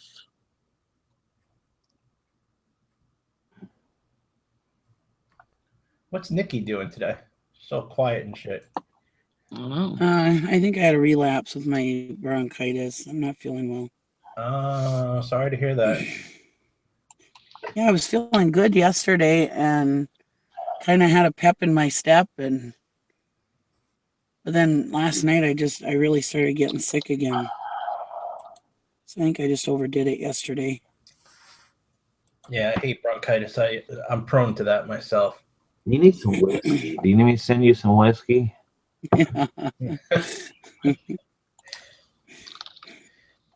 Now, the other night we went to an Italian restaurant for my daughter's birthday, and they were serving, Anyways, Moscato. They were serving McDonald's, an American bistro. But anyways, they serve Italian food. It tasted like Michelina's meals, but anyways, it wasn't authentic. Which started in Duluth, Minnesota, by the way. Anyways, they were serving Moscato wine, and I was like, "Oh God, this tastes so good." But yeah, I ended up not drinking too much, so because I was worried about it with my cold medicine. Yeah. Thinking I should go get some more of that. That would probably make me feel way better. Probably. Oh Lordy. Did the job for me the other night or the other day, the other morning. The other morning. I was feeling way better. Yeah, that was my first time going to Olive Garden, and I really expected better. It wasn't that good. I was like, I could have went and spent like a couple bucks and got Michelina meals, and would have tasted just the same. I love how their big claim to fame is like get all the free breadsticks you want. Yeah. It's like, yeah, okay, I'll fill up on bread. Yeah, exactly. Well, you can have all the salad you want too. Or salad, yeah. You ever had a BLT pizza? Oh yeah. No. Sounds good, Take the tomatoes off. It's fantastic. Oh, I love tomatoes, so I keep the tomatoes on. But we have a place here that has BLT pizzas, and they're amazing. They Do they crumble the bacon? You know, they're yes. Best way. And then there's drizzled mayonnaise on top of the lettuce. It's so good. Yeah, I don't like when lettuce is heated. It's not. It's put on afterwards. Oh, it is. Oh, okay. Yeah. You basically it's basically just a pizza dough, and then they turn it into a BLT sandwich. But it's open BLT sandwich, but it's fantastic. Oh, so good, and I'm fixing to have that for breakfast, I think. So I've been watching Kitchen Nightmares. Where did this come from? Is that the show that's got Gordon Ramsay or whatever? I don't know. I've only watched like 5 seasons. I can't remember the name of it. It's on Hulu, so I'm probably a couple years behind. I have a question. Is there any reason, because I've been having to, that's it, Kitchen Nightmares. I've been having to kind of skip around. Is there any particular reason that every other show he's in New Jersey? Are all the restaurants like horrible Italian restaurants that need revamping in New Jersey? Like I haven't been to New Jersey. There's a lot. So I've been having to kind of skip around because like I really can't handle another episode with some really hot-headed guy in New Jersey. This is my papa's a recipe, and you don't have to tell me what to do. Like I can't do that again.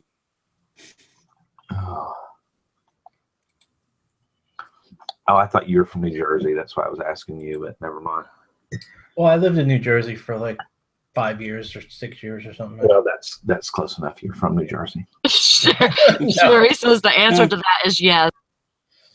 The answer to that is yes. Because like every episode, like I'm scrolling through last night, figuring out what I'm watching. It's like Chef Ramsay visits a couple with an attitude in New Jersey. I'm like, okay, next one. Chef Ramsay visits a man who thinks he knows everything in New Jersey, and I'm like, forget it. Sherry says New Jersey. I would have to agree with that. Jersey kind of sucks. I used to watch Restaurant Impossible. That was cool. Gigi says the early episodes are more. See, but I'm going backwards on the seasons, Gigi. I haven't got there because I watched crap backwards. Don't ask why. Because I don't know why. Kitchen. I ever drove to Jersey, and I'm trying to figure out how to get my damn gas, and somebody's pumping my gas for me, which is weird. I'm sorry, that's just weird. It's against the law to pump your own gas in Jersey. Yeah, what's the deal with some states having that? It is in Oregon too. Like, what's the deal with some states having that? Like, please explain to me what that does to actually protect people, because I live in a state where we don't have any issue with, like, I don't know, gas pumps blowing up or anything. It's not. It's an artificial law designed to make sure that some people that there's jobs created for gas. I believe that. It's a job thing. It's the stupidest thing in the world. Yep. I think it's fine. It's like the blue law in Jersey. I think it's Oregon. Oregon has that same law. Right, yeah. Eric, you're into retail. You know about the blue law. The different types of blue laws. You can't sell alcohol here. You can't do this on this day. I've been to Cape May. Well, when I worked did the ferry once. When I worked retail, I worked in Paramus, and Sundays you couldn't be open. Whole place is like a ghost town. It's the weirdest thing. Yeah, and some places you can't open till noon or 1 or. It's all. If you look at the history behind some of those laws, most of the time it's to protect jobs. So they pass a law about something like that, but it's just kind of silly. I really don't care to hand my credit card to some guy hanging out on the island there. It's just kind of weird. Yeah. Well, and that's what Megan Curl said. It protects from the drive-offs too. Mm-hmm. Well, yeah, I mean, all states used to be self-serve, and I got that. I mean, back in the day, things were self-serve because they didn't have the pay at the pump and all that. So right. I mean, you did all that stuff back then, but they didn't have near the amount of identity fraud back then as they have now. So. Yep. So I'm just not a big fan about that. I was a little disappointed that truck drivers have to pump their own gas in those states, though, or their own fuel. No, they don't let the truck drivers don't get away with not having to pump. No, the truck drivers have to pump their own. I used to have to go to Egg Harbor all the time because I had a store there. The only thing I don't like about the pay it, having an attendant is when you have like a nice sports car where the tank is like, like say a Corvette where it's like in the middle of the friggin' car. You don't want the guy to scratch your shit up.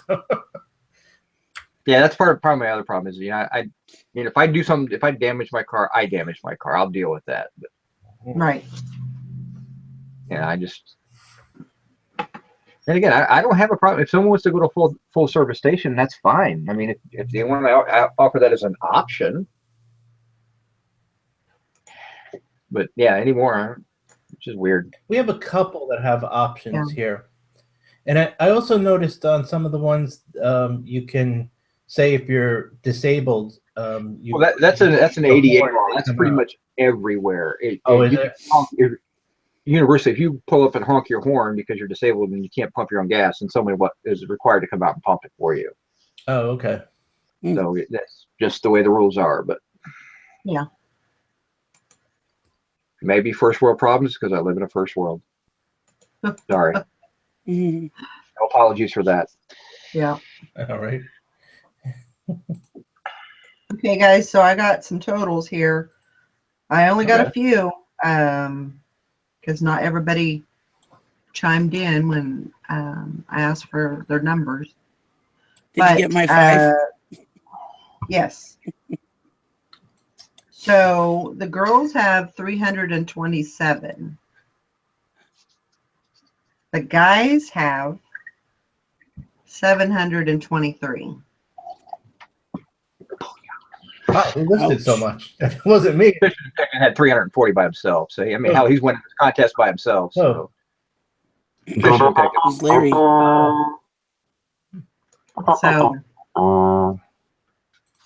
Jason's going to list his 300 this week, and then he's also going to put 200 more catalogs. And I'm not really doing catalogs, but I could if I have to.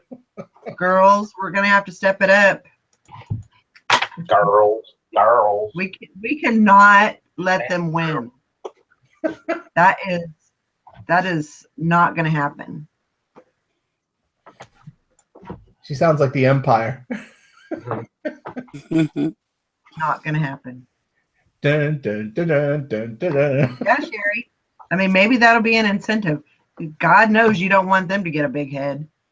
Yeah. It's too late for that.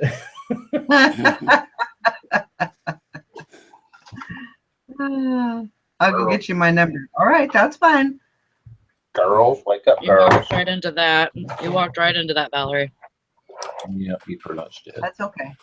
I walk into a lot of stuff. Jump on it. That's right.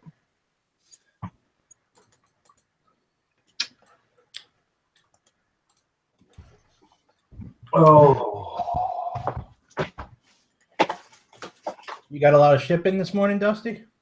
Nope, because yesterday sucked. yeah, me too. I did. I shipped all my sales from yesterday already. That's nothing after 5 o'clock. I had the worst day ever eBay wise yesterday. I did like $94. I haven't listed. I mean, I really haven't listed anything to speak of in like 2 weeks. Did anybody notice a eBay update on their apps, on their phones or iPads or anything? Because I noticed mine was updating automatically yesterday as well. I have all automatic. I have all automatic updates. Yeah, mine's automatic, and I just happened to glance over and saw that it was updating my eBay app. And I was like, eBay. Have you seen that Dale Earnhardt Jr. is retiring? No, he's not. Yeah. But he's a junior. How old could he be? He's not that old.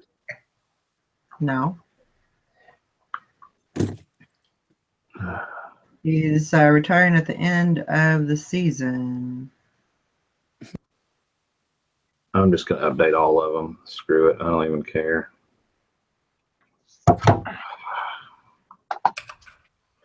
Yes, he's had a lot of concussions. Well, he did have an accident this weekend, so. Yeah, I mean, it says he's been plagued by concussions and missed half of last season after suffering another concussion.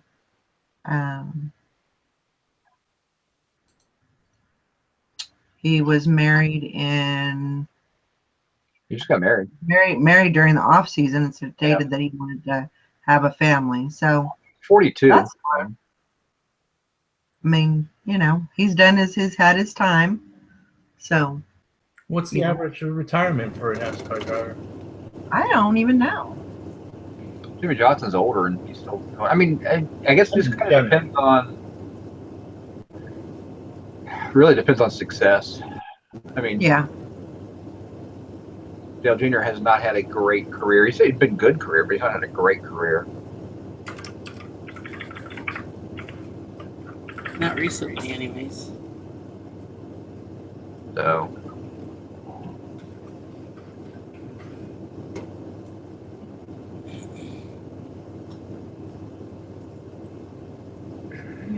I mean, that's good that you made that decision. A lot of people would just, you know, keep going and until, you know. But I think that's a smart decision for him.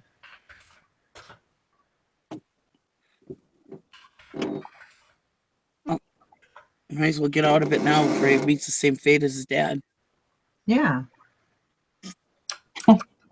That was a freak accident. I was watching that race. That was weird. I was too.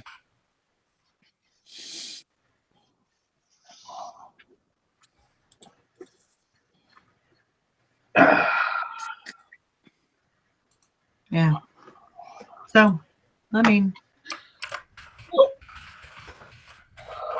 Oh. What was today? I'm going to be listening today. What does everyone else do? I'm listening. It's kind of a ugly. It's not raining yet, but it's kind of like that's how that day is going to end up. Yeah, same. I think it's going to be inside, listening, and getting. Gorgeous day out today, so it means I got to cut my grass today. So. We must have sent. We've had horrible weather for 3 days, and now today's the first day that it's going to be. Well, maybe not. Mostly cloudy, mostly sunny. Let's say Tuesday. Yeah. Mm-hmm. Yeah, it's going to be back up in the mid 70s today and sunny. But yeah, we've had it for like 3 days and it sucked. It was a little sunnier yesterday, wasn't it? Scott, was it sunny yesterday?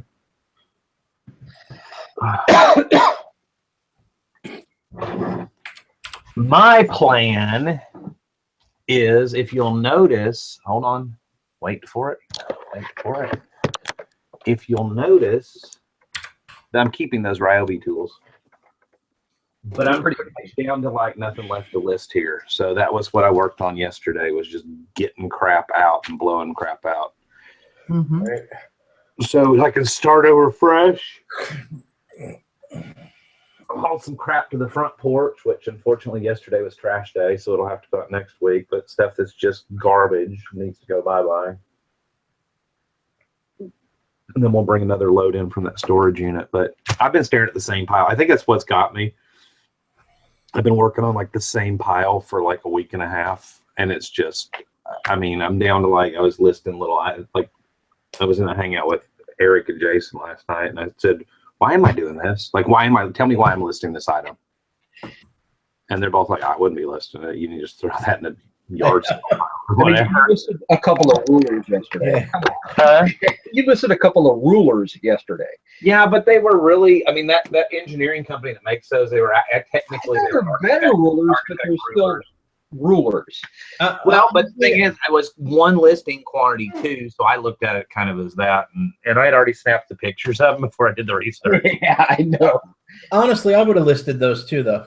Those are interesting. Yes, but in the Dusty scheme of things, it's not really high dollar enough, and not enough quantity really for what you normally list. What, I don't sell high dollar stuff? What the hell, man? No, but I think there's a point though where if you're gonna list, like I've always said, you only have so many hours in the week. If you're gonna list and you want to grow to any point, you can't list every $9.99 item, or it's just gonna take up your time, and it takes a ton of $9.99 items to add up to viable income. Yeah, but whatever you need as an income. Those were good $9.99 items. Quick list, nice and easy to ship. These were in a box full of electronic stuff, and they're two little tiny paint brushes made by some German company. Now, that was one of those where I snapped a picture while I was over there, snapped 3 pictures, and came back over. Rather than deleting the pictures, I should have never listed those. But it's like, well, I've already taken the pictures. I'll just throw those on there, Yep. Because those aren't going to be fast moving. So that was, that will eventually somebody will make an offer of like $6.99, and I'll make $3 or $4, which still isn't bad. But I need to be concentrating on bigger stuff. I mean, that's why you typically research things twice. I'll research it when I get it home, and then I'll research it again before I list it. And sometimes I'll go to, even though I was taking the pictures, I'll go to look at something like, what the hell am I doing? This is not worth the dot, not worth even messing with. And so I just throw it off the back, and I'll donate it later. Well, it's like Robin Birchall said, ugh, that's where I'm at right now. Tedious crap at $9.99. That's what it is. It's tedious. It's not that there's anything in the world wrong with $9.99 items. I mean, like if you want to sell baseball caps, you could make a living selling baseball caps if you sold them at $9.99 plus shipping, or like say $14.99, because it would be picture, picture, picture, picture. Next item, picture, picture, picture, picture. The titles would be a lot of sell similar, with just changing, keeping snapback and hat and trucker cap and all that in the title, and it would just be changing what was on it. And also you're learning very little. Your learning is dropping too, because you're not reaching out and listing stuff that you don't really know much about, Well, you got one or two choices. But I feel like you have one or two choices in this business. You can either learn a whole lot of a little bit about everything, or you can just become an expert in a couple areas. You can go one of 2 ways with it, and then just concentrate on that area. There's nothing wrong. I bash on clothing all the time or whatever. And it's not that there's anything wrong with clothing. If you're going to do clothing, that's fine. And you can learn brands. And you can learn clothing seller you can be. That's right. You can learn all the different brands, all the names for different, because I was looking up lingerie right now and I didn't know what this thing was called, and so I looked it up. Hold it up. Eric will tell you. Did you say lingerie? She said. Oh, the teddy.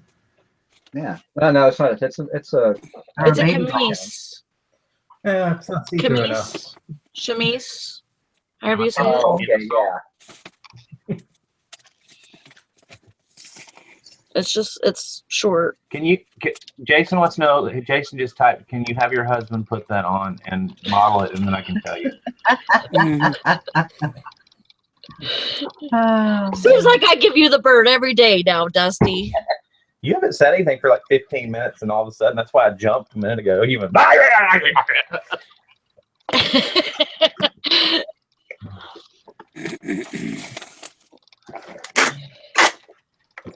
My daughter's friend is selling Princess House, and holy crap, is this crap expensive. Princess House is so cheap though in the thrift stores and everything. Oh my gosh. Well, I want to buy something just because it's my daughter's best friend, you know. So try to support her or whatever, but Jesus God. Tell her to stop selling Princess House, go down to an auction, buy some shit and sell that and make more money. It's the tedious one-off stuff though. That's what it is. That's Robin nailed it. It's the tedious one-offs that require a little research on each one. You require you to switch categories or switch whatever. Yep.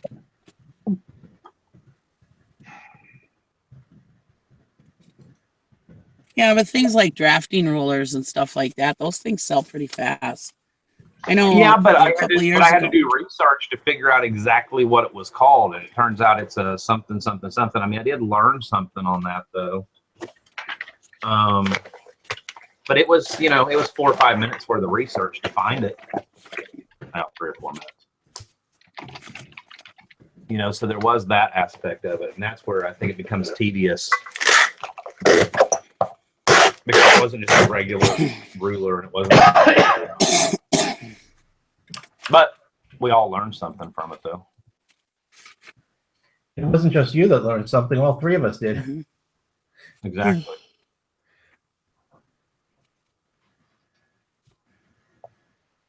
One little tiny bowl, 8 7/8 inches by 5 7/8 inches, $39.95. Why don't you just? How much will she make off it? Just give her a $10 bill. Say, listen, I'm just not able to buy anything right now. Here's $10. Yeah, that's about probably what she'll make off it. Can't believe it. GGC asks, has anyone ever tried an antique booth? I had an antique booth for about a year. They're a lot more work than you realize. You really have to be in there 2 or 3 times a week, cleaning, dusting, moving things around, Adding new stuff, putting new stuff, taking stuff out. They've gotten to the point where they're almost too expensive to have. Most of the places, it's usually between $1 and $2.50 for a square foot. So it's kind of, if you have a lot of furniture, a lot of antique, high-priced furniture, and you've got a good mall, it might be a good way to move it. But smalls are better off putting on eBay. Yeah, that's kind of what I was considering that also. But if you can get it for $1 a square foot, and you've got a 10 by 10 thing, which is 100 square feet, that's actually not bad.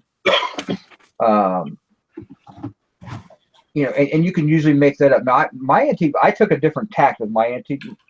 It was in a very nice mall, a lot of high dollar stuff, and I made it a point to be the cheapest person in the whole mall. And you could buy Fenton in my booth for $10 because I was buying, like, I'd buy a flat that had 10 pieces of Fenton and I'd pay $20 for it.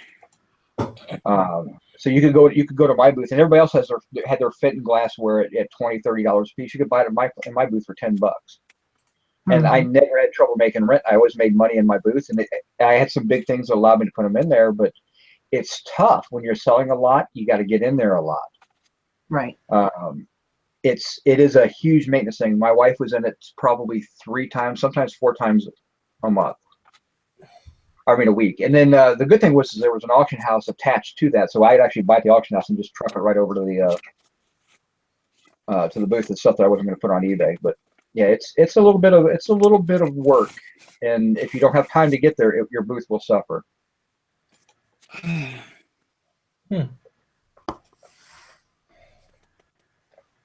Yeah, I was considering that, but the one, of course, you know, I'm in the middle of nowhere, but so the closest one would be like 20 miles away, and it just didn't seem like it would be, you know. I tell you, depending on what kind of personality or person you are, we had one in Birmingham for quite a while, and it was 20, 25 miles away. It's kind of like the gym. I joined a gym that was a little more expensive because it's only 5.5 miles away from my house. And I knew that if I joined the one that was half the price, that was 22 minutes away, I would never end up going. So if you're the kind of person that's dedicated enough to get up and go somewhere, like you said, that's 30 minutes away, then great. But for me, it would have been fun for it'd have been like the old one we had in Birmingham. It was great for a couple months, and then it became a drudgery of, I've got to drive through downtown Birmingham to get there and go take a load and hope somebody's at the back door at the antique mall, man in the back door so I can open the roll-up door and put my crap in there. And in my booth was, because this is like an old grocery store or whatever, and my booth was literally like all the way in the basement, halfway through the middle in the bargain section. And it was like, and then I got done and I'd collect $400 or $500 probably every month on average. And it was like, that's great, but how much time and effort I put into that. Right. I've been better off to throw all the crap in my front yard under a tarp, hope nobody steals it, and then once a month have a yard sale and get $400 or $500. Seriously. Yeah. Yeah. I mean, they're hard to do, and it really depends on the amount of traffic. That's the key. If it doesn't get any traffic, or if it's hard to get to, or if it's one of those ones that it's so tight that you can't figure out what is what. I mean, that's kind of crazy. I mean, I sold my smalls really good at the booth. I sold glassware is what I mainly sold. I did really good with record albums because I didn't want to deal with them. So I would the problem with record albums is you can't really put your booth number and a sticker on them. So they either have to be sleeved or you just have to say the hell with it, put the sticker straight on the album, which most collectors aren't really. Yeah, hard to ship stuff that's interesting, I guess, for people. But I think I always did glassware because I hate shipping glassware, and so it was a great outlet for it because it's always easy to find. Yeah, Blackberry necessity is right. Location is the key. I was in a really good booth. I mean, there were guys that were selling $3,000 and $4,000 bronzes in the booth in the mall that I was at. They hated me. Bongs? Is that what you said? Bronzes, like a bronze statue. Mm-hmm. Oh. 3,000 to 4,000. There's one guy that had probably 10 or 15 of them in there, and he would sell at a regular pace. I mean, there's a high-end people coming in, and they hated me because I was the $10, $20, $30 booth. Sherry wants to know what sold best. Yeah, for me it was glassware. For me it was smalls. I mean, I did really good on record albums. They were like $1 a piece. I just did all the albums at $1 a piece. I mean, obviously I made sure back then I didn't mind listing record albums. So I mean, they had been cherry picked. The Beatles had gone. I'd put those on eBay or whatever. Anything that was of any value. But it was smalls. I mean, it was all $5 to $12 items that just added up. It's a volume, and then you got to be in there moving a lot of stuff in there. I mean, when I moved out of my mall, it took me, I think I moved out with like 15 or 16 totes worth of merchandise. I only had a 10 by 10. I had it packed. I sold it all to another dealer and walked away. I got pissed off. I said, "The hell, I ain't dragging all that shit out of the basement of this place." My problem was the place I was at, because it was so high end. The auctioneer who I worked with actually owned it at one point, and then he sold it to this very fancy antique couple, and they did not like the fact that my prices were what they were, so they would literally go in and they would take the price stickers off my stuff so nobody would buy it. Oh, that's awesome. Because we were too cheap. I think the biggest thing when picking an antique mall is watch their traffic. We've got a new one that's kind of toward us, and I have been kind of considering it. It's a decent location. It's in a direction that I don't mind going. That I go on a fairly it's out toward the warehouse, so it's fairly common basis and a fairly regular basis. But I've been watching the traffic though. Of course, the owner's going to tell you, "Oh yeah, it's awesome. Most of our dealers, whatever." Talk to another dealer. Just talk to the dealers. You always see one in there and say, "Hey, how's this one doing for you? Think about getting a booth here. How is the traffic here? Or more importantly, how are the sales here? What are you having luck with? Go in a couple times, look at stuff that people have, see if it's still there when you go back in a month later. See how many people you see shopping, see how many people you see actually carrying stuff out. Because they'll gladly take, this one's like $125 a month. They'll gladly take my $125 a month and tell me that, business is great, but you can't really hold them to that. So what are you gonna do? Yeah, if you walk in there, and the guy says, I have trouble making my rent every month, and it's not a good place. That's where you don't want to be paying the rent. You want your stuff to sell enough to make you profit and also pay your rent. You don't want to have to deal with, I got to go write them a check for storing my stuff for me. But you can have sales. I said mine. I said they had a carte blanche. They could do anything up to 20% off without even asking me. So, because a lot of times people say, "Well, can we negotiate?" And I said, anything more than that, they got to call me, and I just pick up the phone and call me, and I give it to them. But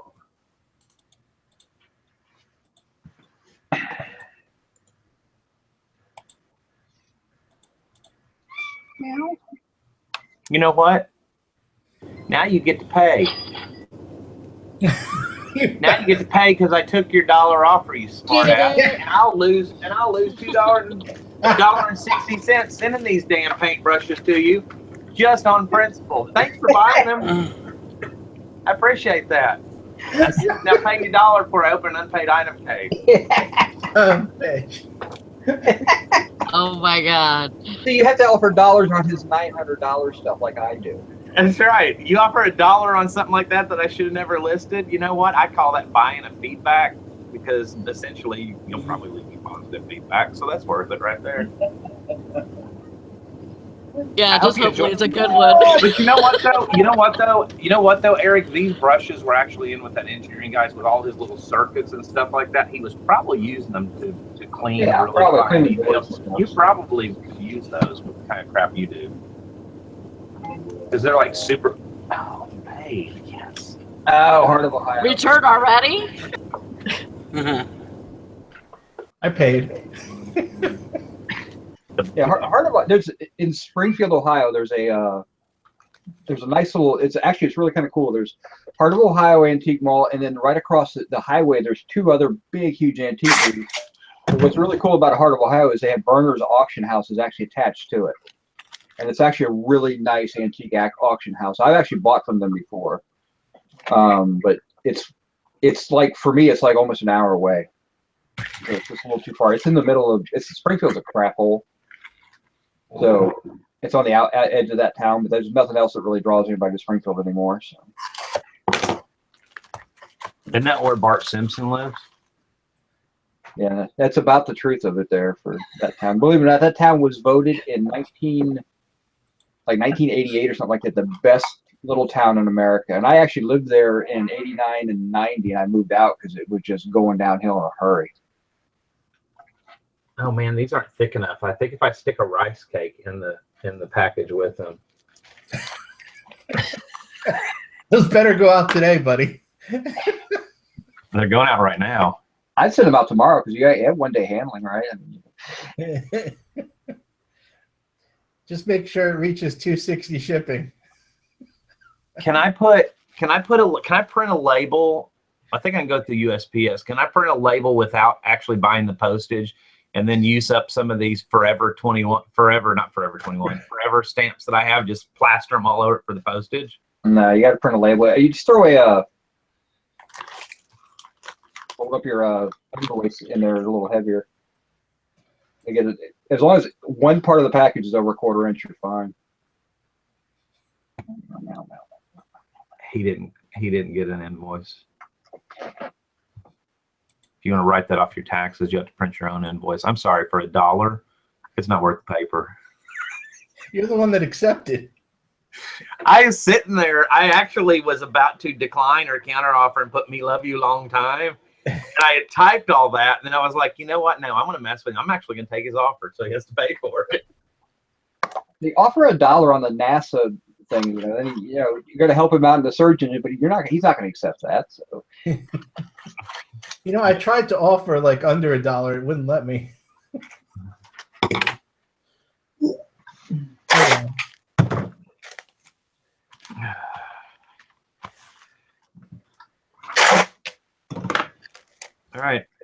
You're going out today, buddy.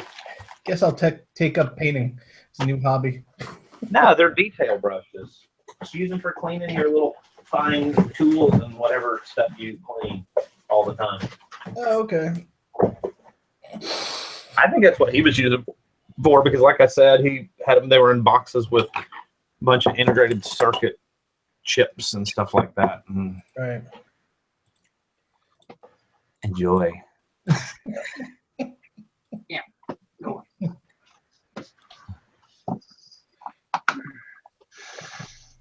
I don't have any packing peanuts.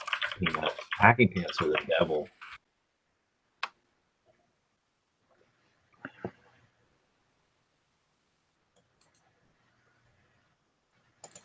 You ever find Charles River windbreakers? Those sell for pretty good money. What are they called? Charles River Apparel. Friend of mine says Thom. A friend of mine set up his teens with a booth, and they do really good. They use the motto "Pilot Deep" and sell it cheap. See, that would work if you had a couple motivated teenagers that want to do it, and you just hand them your crap, or they find their own crap or whatever, and let them maintain it. Heck yeah. Yeah, I mean, especially if you're buying box lots at auction and it's decent stuff, you know, you throw 50 items in your booth at $2 or $3 a piece, you'll sell that stuff. I mean, that's what we used to. I mean, you just sell because you're getting volume. Everybody likes to buy something. There's nothing more frustrating than walking around an antique mall and realizing that everything is so high priced you just can't afford it. I think be the booth that people can buy in. That's what we tried to specialize in, and it worked. I think there comes a point though where you have to just figure out what works for you. I know there's a couple of other YouTube people that do. Hello, Eric. So there are a couple other YouTube people that do booths, and they do okay with it, and they're okay with dealing with stuff like that. But they've worked that into their business model. They also do Craigslist. They also do eBay, whatever. I think me personally, I've decided that I just want to deal mainly in eBay. You know, with the occasional maybe hauling stuff to auctions or whatever. For me, it's just not. I don't have enough hours in the week. It's not worth the type of stuff that I would put in my booth, because I know what I did in the past is all nickel and dime stuff that, you know, probably could go to a yard sale instead. And it's just something that, you know, I wouldn't put the high dollar stuff in a booth. I'd put it on eBay. That's just me. And I never did that when I did it before. I would always stand there with the item. I'd go, okay, can I just put this on eBay and sell it really quick? You know, and so it ended up being my cast off stuff. So I think it just depends on your model. If you got a good booth place near you, and you've got a lot of stuff, you're overwhelmed with stuff that you can't get around the listing or whatever. Yeah, I think it's a great option. It just depends. I just run out of hours in the week, period. That's me. My main focus is eBay. And like you, occasionally I bring stuff to auctions just to douche my inventory a little bit. And then, well, a couple of years ago, I tried to buy an auction site, local online auction, but it ended up going higher than I wanted to go. So, good job, so Megan. Good on it, That's pretty good for you know, being sick and laid up and everything. So it's good.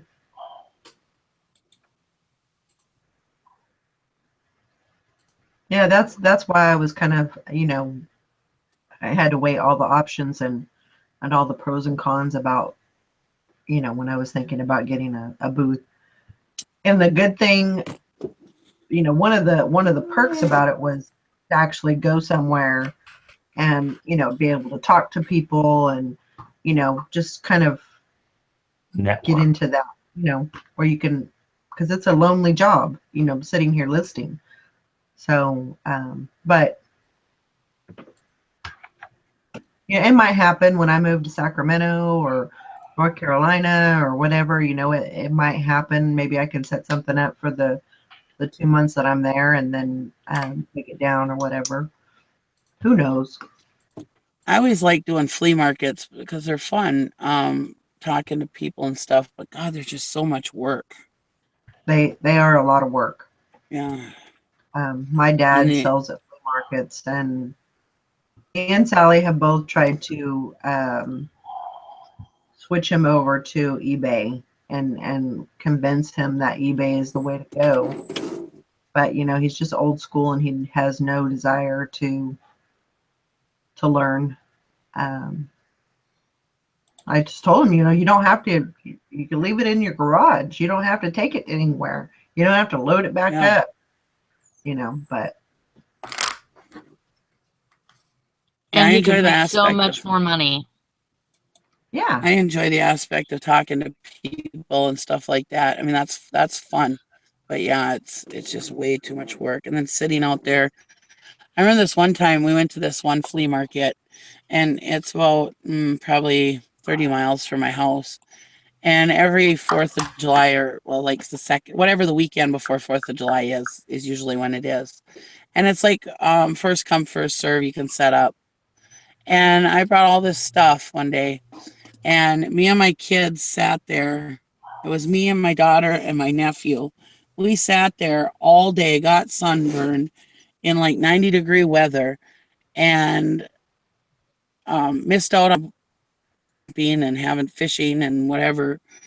And I made like $30, which my kids spent eating that day. And I was so pissed. I am never going to do that again. But then I do them at like some of the Steam shows, and I make good money at those ones. Heck, that day.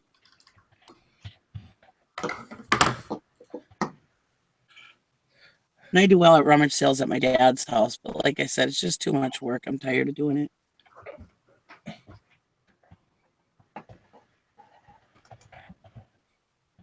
And that's why one of the reasons why I like my storage shed, because I was going to have rummage sales at my storage shed. But then they told me you can't have rummage sales at the storage shed. So, idea.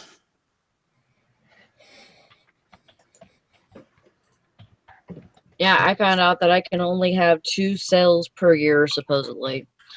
So, this weekend, I already got my permit. So this weekend, I'm doing Thursday, Friday, Saturday, Sunday, Monday. And then next weekend, Thursday through Monday. I hear that a lot, that people can only do so many a year. They have to have a permit to do it and stuff like that. That would suck. Yeah, I may flub some. I may flub it. We can just do it. Does anybody really police that? I mean, not really. There's people that have year-round yard sales here, so I don't see it being a problem. Yeah. And we have so many yard sale sites here that are local that I can just basically advertise on there what I'm doing and keep my garage door, open partially, and have people walk in. They can't stop me from selling something out of my garage if I'm listing it on a yard sale site. That's like saying that somebody can't go into your house because they're going to go in there and buy something. You know what I mean? You might get away with that. Yeah. I'm going to try. Hey, what's the worst that they do? They fine you, I suppose. Probably. I just go with it. Have a rummage sale. Hell with it. I mean, I really don't see it being a problem with, especially the amount of people that have rummage sales year round. Or not year round. I shouldn't say year round, but during the summer. Yeah. Like, they'll set it up and then it don't come down. I'm just having one continuous rummage sale and not having two. That's how they're skirting around that. Well, during the show, I got 5 listed. Well, no, my rummage sales, people look for my rummage sale for us to be open. But having it 2 weekends in a row, I've noticed that I don't get as many people the second weekend. So usually I'll have one in the beginning of the year and one in the end of the year. Yeah. And usually the first one of the year is so busy and I sell so much. It's the best one because I usually have it early in the spring when there's not very many rummage sales and people are just wanting to get out into the and go rummage sailing. So usually I do really well on my spring one. Much work.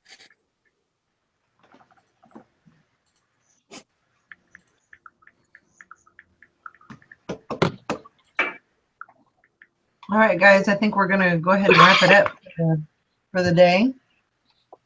Everybody have a great day and many cha-chings to you. And we'll see you all tomorrow and get to listing. May you sell a lot of items for $1 with free shipping. No, may the girls list. Hey, don't laugh, but I relisted those at like $7.99. Probably stole my pictures. Yep. Oh my gosh. Have a great day. All right, bye, everybody. Bye. Take care. Get lots of cha-chings.